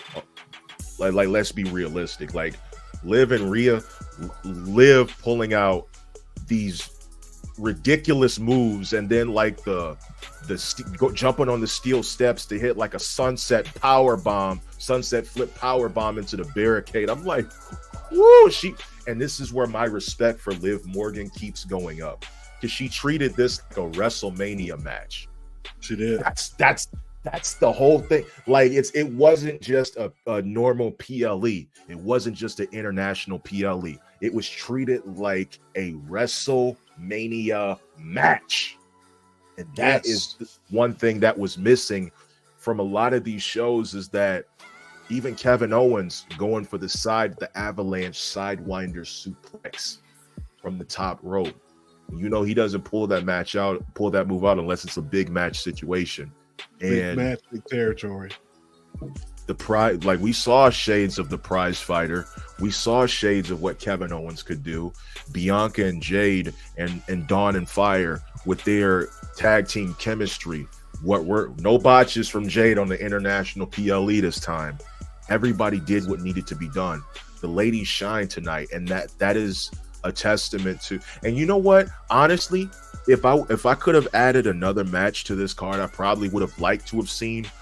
But I understand why they put it on there. I would have liked to have seen Nia Jax versus Michin on this card. Listen, you took that out. You took that out my mouth, because as soon as you said that, I went to pointing, because that's the one that I think if we were going to have a 6 match, let that have been the match. Because right now there's not a lot going on with the other titles. Right? Why not? But why not give me Michin a chance at a PLE on that level? I mean, don't get me wrong. That street fight that she had this past Friday was great as well, in front of a sold out crowd. But I would have loved to seen that.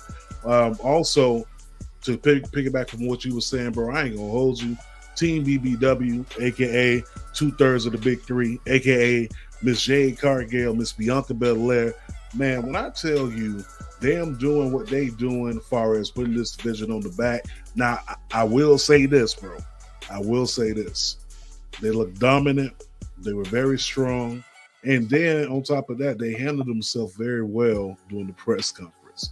So that to me is showing a lot of growth with them, as far as not only in a tag team, but just being just being individuals on the roster.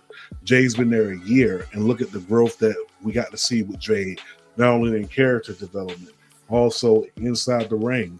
She got a pop inside Germany. Like, these are things that were not achievable in the previous destination that she was at. But I did like the fact that she did check that media outlet reporter about the AEW question, because it's been a year. Come on now. Yeah. Why are we asking about the X? It's like, it's over with. Well, and another thing with that is, what's the point of bringing up AEW when she's happy in WWE? Like, that's always been my issue, is that I don't remember people asking Cody about AEW once he came over. I mean, unless I missed a post, there might have been one. But they asked them. The thing is that she's happy where she is right now, and she's treated like a big deal, because she is. Her and Bianca are the face of the tag teams division, and they were the faces even when the titles were off them. Like, let's just be realistic. Nobody was really checking for Dawn and Fire. Triple H, it's your job. Obviously, I'm not criticizing Triple H, but it's the booking's job to make people care about Fire and Dawn. But when you're showcasing Bianca Belair and Jade Cargill every week and not Fire and Dawn, who are your tag team champions, there's sort of a problem. How can fans get into Fire and Dawn if you're not showcasing them? Why should we care about these people? Because we can care about anybody, but people latch onto their favorites for a reason. Why should we care about Fire and Dawn if you don't care about them? Like, you're not showing the obviously that you put the machine behind them. So now that they've had their reign ended at 77 days, which is a slap in the face to them, it basically tells me and the rest of us that you use them for a hometown pop at Clash at the Castle because you weren't giving the title to Piper Niven, you weren't giving the title to Drew McIntyre, so you used them for a hometown pop. So had they not even been on the card, then Jade Cargill and Bianca Belair wouldn't have even lost the tag team titles. They probably would have fought Damage Control again or Pure Fusion Collective, or I'm sorry, the Stud Line. And shout out to Meechin. Shout out to me. Yo, bring Meechin back on the podcast, man. Bring Meechin back on the podcast. We want Meechin back on the podcast so she could. If the Stud Line kicks off, Meechin needs to be like the wise man or the wise woman to the Stud Line. She needs to definitely be the Paul Heyman of the Stud Line. Meechin, we appreciate what you're doing, the work that you put in, the effort that you put in. We're happy that you're getting the love that you respectfully deserve, and the fact that you were on the Humble Roses podcast, like I said, you'll always have.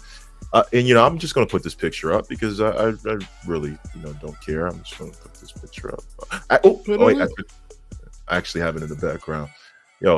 This is the meeting that we're all becoming fans of, and Kendrick the Kendo Stick is clearly not like us because he's trying to pop up, show Nia what it really is.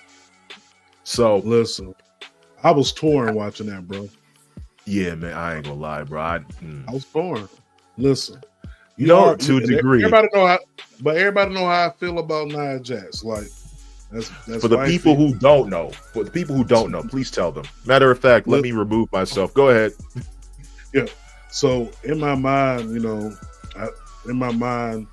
and Nia Jax have been, on this journey together. I'm definitely happy everything Bay is doing. Bay is on her way to a great title reign, but I was torn because she's going against the homie Meechin.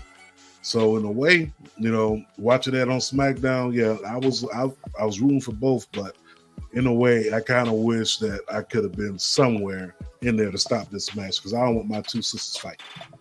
Yeah, man, I love both of them, and I want nothing but the best for both of them, especially since I believe Meechin's rise to fame is going to increase, and with her winning over that Berlin crowd and the hearts of a lot of WWE fans, I want to see more.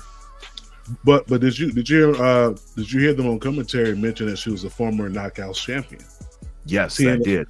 So for them to do that, that's kind of giving notoriety to TNA, but also giving notoriety to the fans that hey, she is a threat. She is someone to be reckoned with. She is someone that's important. She is someone that can carry a championship. She can carry a brand. She could be a poster child for the women's division. She got weight behind her name. She just hasn't done it inside WWE yet. And the moment that she does it inside there, I think that her star and her level will elevate. It's coming. It's coming, and she's won over a lot of people. She can sell, she can work, she can play the face, she can play the heel. She took one of the nastiest ladder bumps that I've seen a woman take. Like, and back to back with a smile on her face. The War Queen is real. The War Queen is real. And Meechin, like I said, you're always going to get love from me, not just because you came on the podcast, but we did the episode for you because we see what you're doing and we want you to be appreciated for that. With that being said, Humble Roses podcast episode 1 is on Meechin. It is on YouTube. It is on Twitter, but you don't just go watch it on YouTube. I want to thank you for stopping by, Mr. 619. Yeah, keep them numbers up. We have 504 viewers watching the show right now. That is excellent, especially for a post show after Bash in Berlin.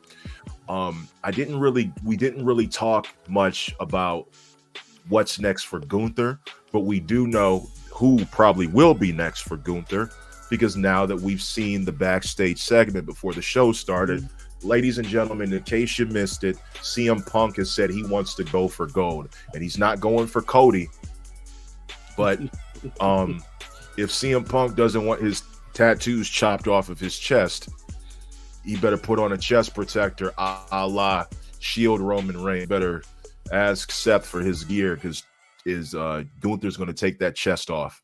He's chopping that.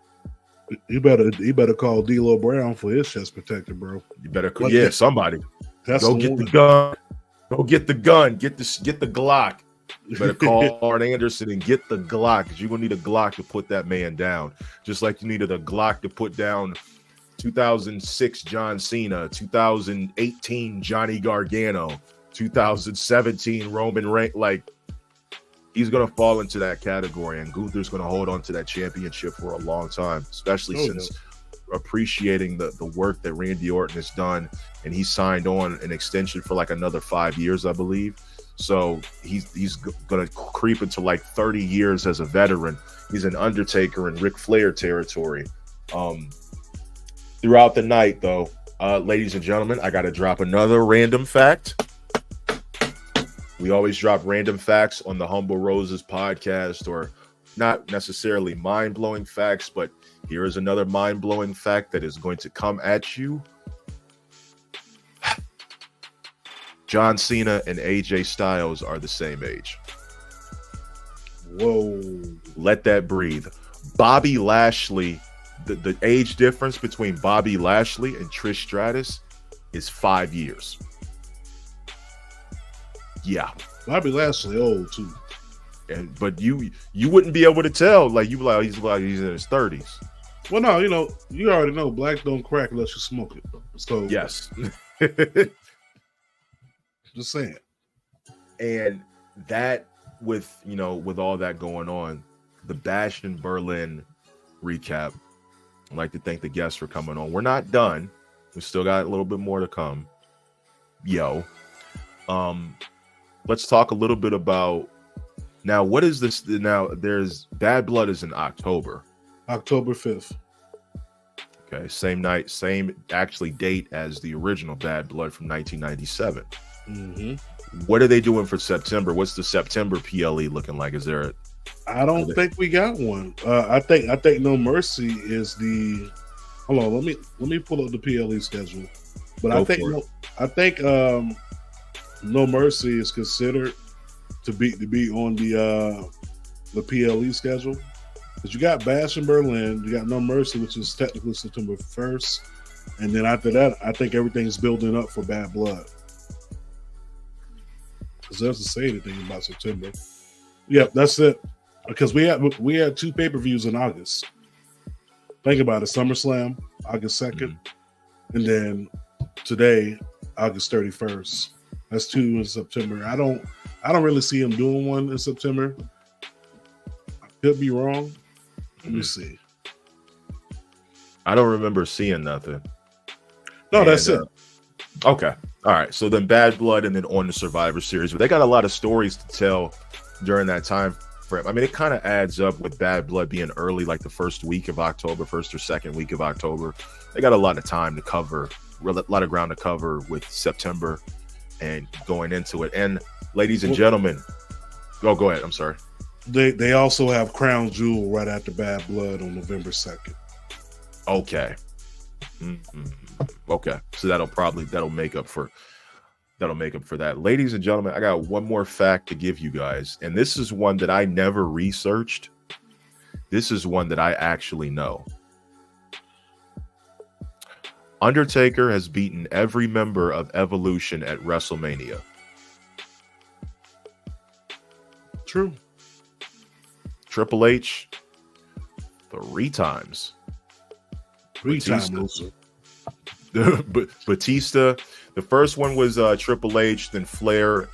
He had Triple H and Flair back to back at 17 and 18. Batista at 23 and Orton at WrestleMania 21. So he's beaten every member of Evolution, and then we count in the 27 and 28 with Triple H, obviously. But random fact: WWE Hall of Famer Undertaker has beaten all of these Hall of Famer. Will be a few of Hall of Famer down the line. All of these Hall of Famers at WrestleMania. So, with doing that, Bad Blood is October 5th, 2024. Tomorrow, we're gonna and I'm sorry I didn't see TNA Emergence, so I have no idea. I'm gonna have to actually try to order that and watch it tonight once I get a second. How was it? Like, how was the show? It was good, but don't worry about it, bro. I got you. Okay, I appreciate it. I appreciate it too. Tomorrow is NXT No Mercy. We've already kind of covered that on the Marks with Mike's podcast. We will be going live tomorrow on the Marks with Mike's podcast. I don't know what time, but obviously follow our pages definitely so we can get an idea, give you guys an update on what's going on. We're missing our brother Cheech. He will be with us tomorrow. We look forward to having you guys there. This is the Humble Roses podcast. I am Dallas Cash. This is Mr. 6'9" JT. What a great show. Oh, so what I always do is usually if you're a guest on the show, I kind of try to bring you guys back for any closing statements. And what I'm going to do is I'm going to keep you on, JT. You stay right there. Titus, are you still there? Are you still with me? Mario, are you still with me? Are you still with me? Are you still with me?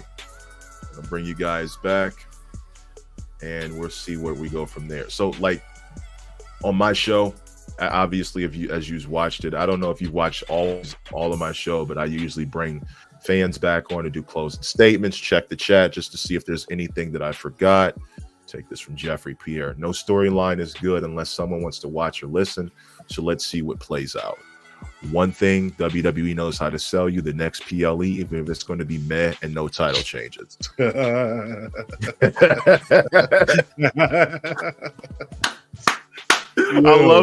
I love my supporters, man. I love my listeners who come in here and just they say what they need to say.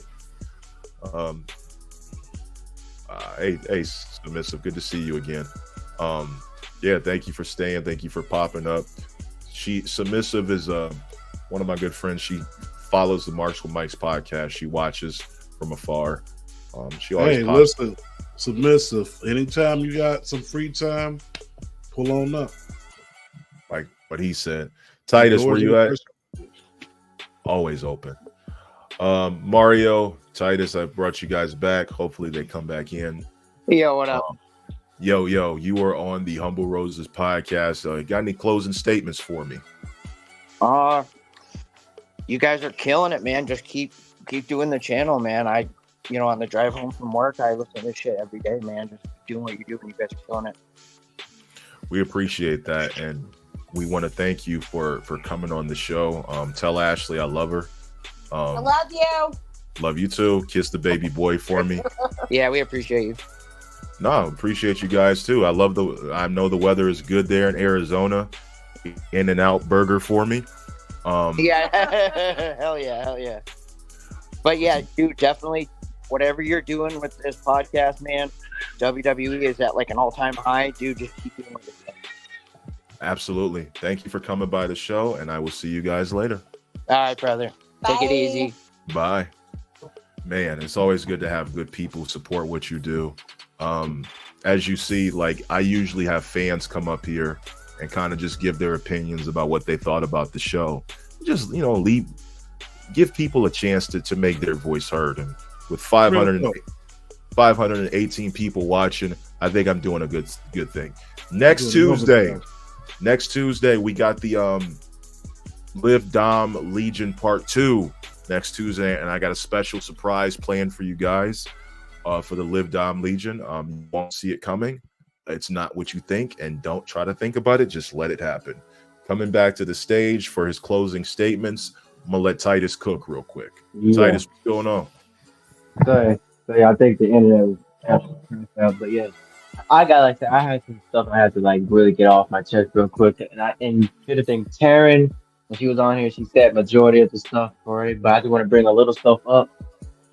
Like I said, I'm still fucking mad that Triple H is booking Bizarro, Superman, and Superwoman to be this strong, and I do not understand why. When I literally came into this match, I think, okay, our crash is gonna happen. Liv and Dom going, or at least look strong, but I'm like, no, this is literally, like I said, a Monday Night Raw type of match. And like I said, you have Rhea Ripley and Damian Priest is literally just practically buried almost the Judgment Day. But here's the thing, Wrestling Series is kind of this booking. It almost reminds me of like 2 years ago when they kicked Edge out the Judgment Day. You know, they were Edge, Ray, Dom got the win, stuff like da da da da. It wasn't until Extreme Rules of that same year that's where people really got behind Judgment Day after, you know, what happened with you have Ed saying I quit, and you had Rhea Ripley concertoing Beth Phoenix on that same night, and then you heard the reaction. You heard the reaction that night, and I said, and it was after that moment I realized, okay, that's okay, they basically solidified themselves as like a monstrous faction. But like I said, as of right now, and also like I said, someone recorded the dark match with Damian and Dom, and they recorded Dominic's entrance. It was red and black. Now, of course, if you watch Bash in Berlin, they came out with the regular Judgment Day entrance, the white and black and stuff like that. And I heard a lot of people in the comments or Twitter saying, "Oh, like this is just this is like I said, this is just them like the normal Judgment Day." But I think I said by September, somewhere, maybe we might get a little glimpses of the crash out. But like as of right now, like I said, he's at a standstill. I kind of was kind of burnt out after that match. I kind of well, I won't say burnt out. I was kind of disappointed. Like I said, the Gunther and Randy match was cool, but I mainly watched Bash in Berlin strictly for that mixed tag, and I kind of felt a little somewhat let down.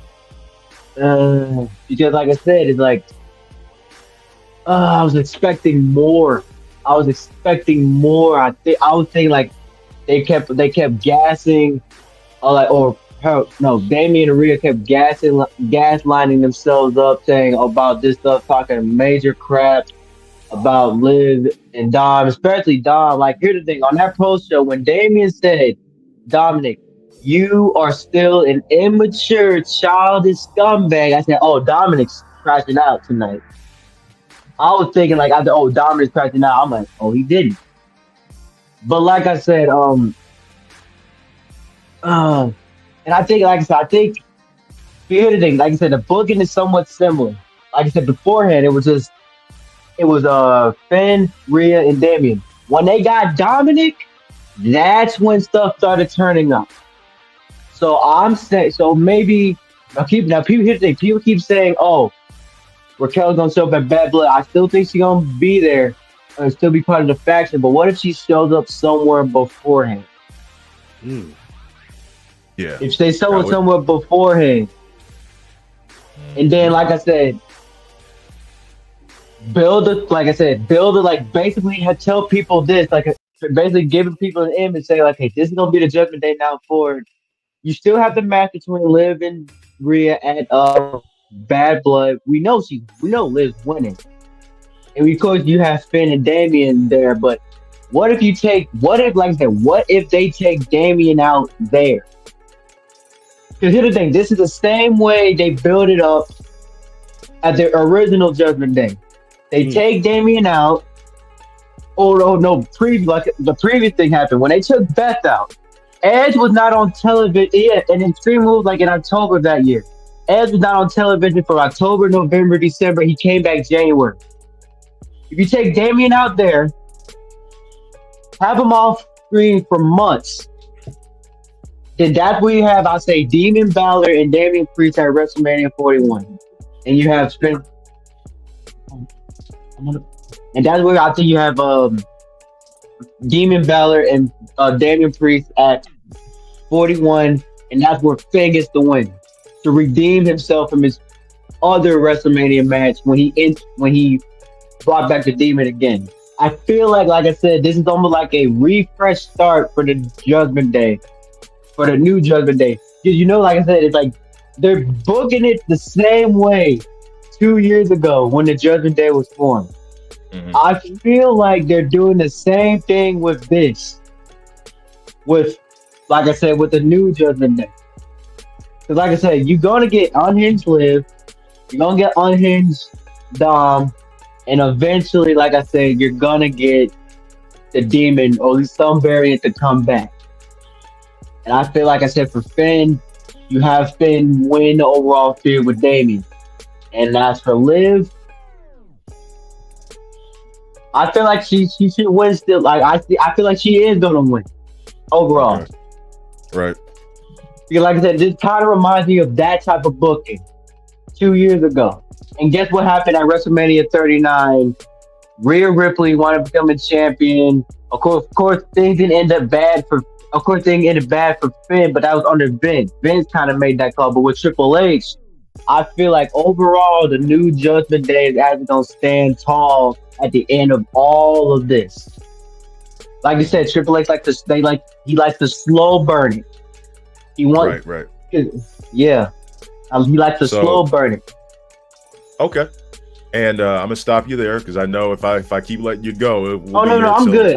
I'm good. I think I got off what I need to get off. I'll save the rest for Tuesday. Okay, not a problem.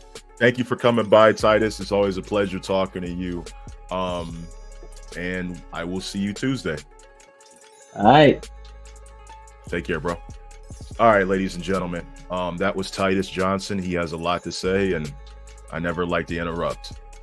Mr. 6'9", JT, did you have any closing statements? I was gonna pull a Russell Simmons style. Thanks for coming out. God bless or whatever, but I'm not gonna do that. What I am gonna say is closing remarks. I do see what he's doing here with the long-term storytelling. So as long as that continues to go, we're gonna be definitely in store for a lot of great PLEs. But other than that, great show, great PLE, a great episode of Hummer Roses podcast. Make sure Yes. y'all checking that out. Make sure you following, subscribe. You always catch Dallas with us on March with Mikes. Catch him as well. And continue growth and success of the show. We're real Yes. proud of you. I appreciate it. If you want to stay for my closing statement, Oh, you I'm can here. if you have to go. Okay. Ladies and gentlemen, want to just go ahead and put this out. The Humble Roses podcast is not like your average wrestling podcast. I give the power to the fans. I give the power to the people who help keep the oiled machine running. And I will continuously do things my way, continuously do things the right way by the way of the people. I am not the people's champion, but I am the people's podcaster. And I will tell you wholeheartedly, I will continuously run with Marks with Mikes, with Culture Clash Network. They are always welcome on the Humble Roses podcast. You don't need to announce yourself. You just come right in and be part of the story. And my story is going to continuously continue. As long as there's breath in my body, I will continuously give back to the fans. And as we get to the meat of all of this, Terror Twats, still, I'm running with it. Hey, I don't care. It is what it is. Now, I need to put something out. If you are listening to this podcast on Friday, September the 6th, 2024, for the entire day, do not tweet me, do not call me, do not text me. This will be taking up all of my time. All of my time. I have been waiting on this game for a long time. Do not call me. Do not text me. Do not bother me. Because unless you are playing the game with me, that's the only time I should hear from you. And now for our closing statement. Ladies and gentlemen, you have to understand that in life, it's all about giving to the people around you. If you can give a flower metaphorically to somebody around you. Give them the essence of love and their appreciation that they deserve, because too often a lot of people die without getting the proper flowers that they deserve, and they don't get the proper flowers that they deserve until it's their funeral. If you have somebody that you know is doing good work, tell them. A simple compliment can uplift somebody's spirit as much as a negative one can destroy it. Wholeheartedly, if you're listening to this, your life matters, because you are in this world not only listening to me, not only listening to Mr. 6'9" JT, but you're also a part of something bigger than what you could ever imagine. And you keep this well-oiled machine running because you are the essence. Dress as a paragon of sartorial resplendency. Carry yourself into the legacy of the people who came before you and your family, and carry on their legacy and become something of themselves. Give a rose to somebody. Give a compliment to somebody.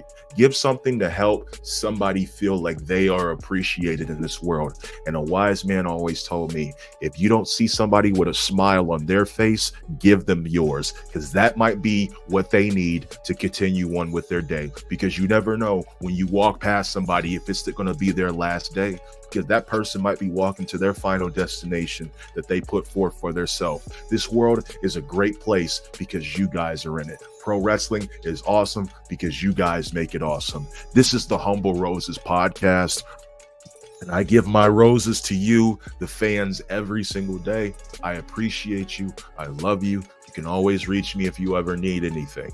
But one thing I will say, always do for yourself.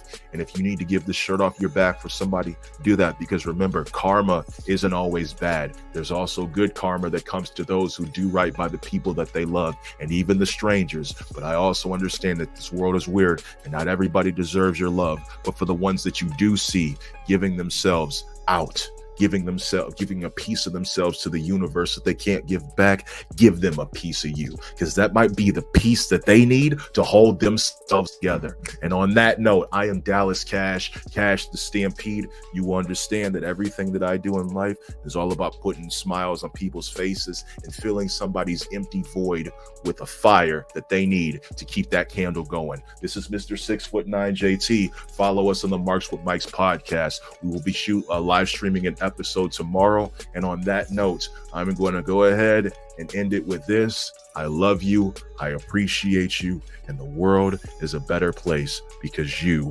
are in it. Take care of yourself. Have a good night. Have a drink on me. And for my smokers and all my CM Punk fans, we're smoking on that Scottish Psycho Pack tonight. Oh, that shit got some Scottish kilt to it, ladies and gentlemen. I'm sorry, but I'm celebrating the CM Punk win tonight, and I'm celebrating the Bianca Belair and Jade Cargill win, because black women are beautiful, black people are beautiful, everybody is beautiful. The minorities that help run this business, the predominance that also runs into this business, helps keep this well-oiled machine running. We love you guys. Take care, and take care of yourselves. On that note, I'm out. Peace.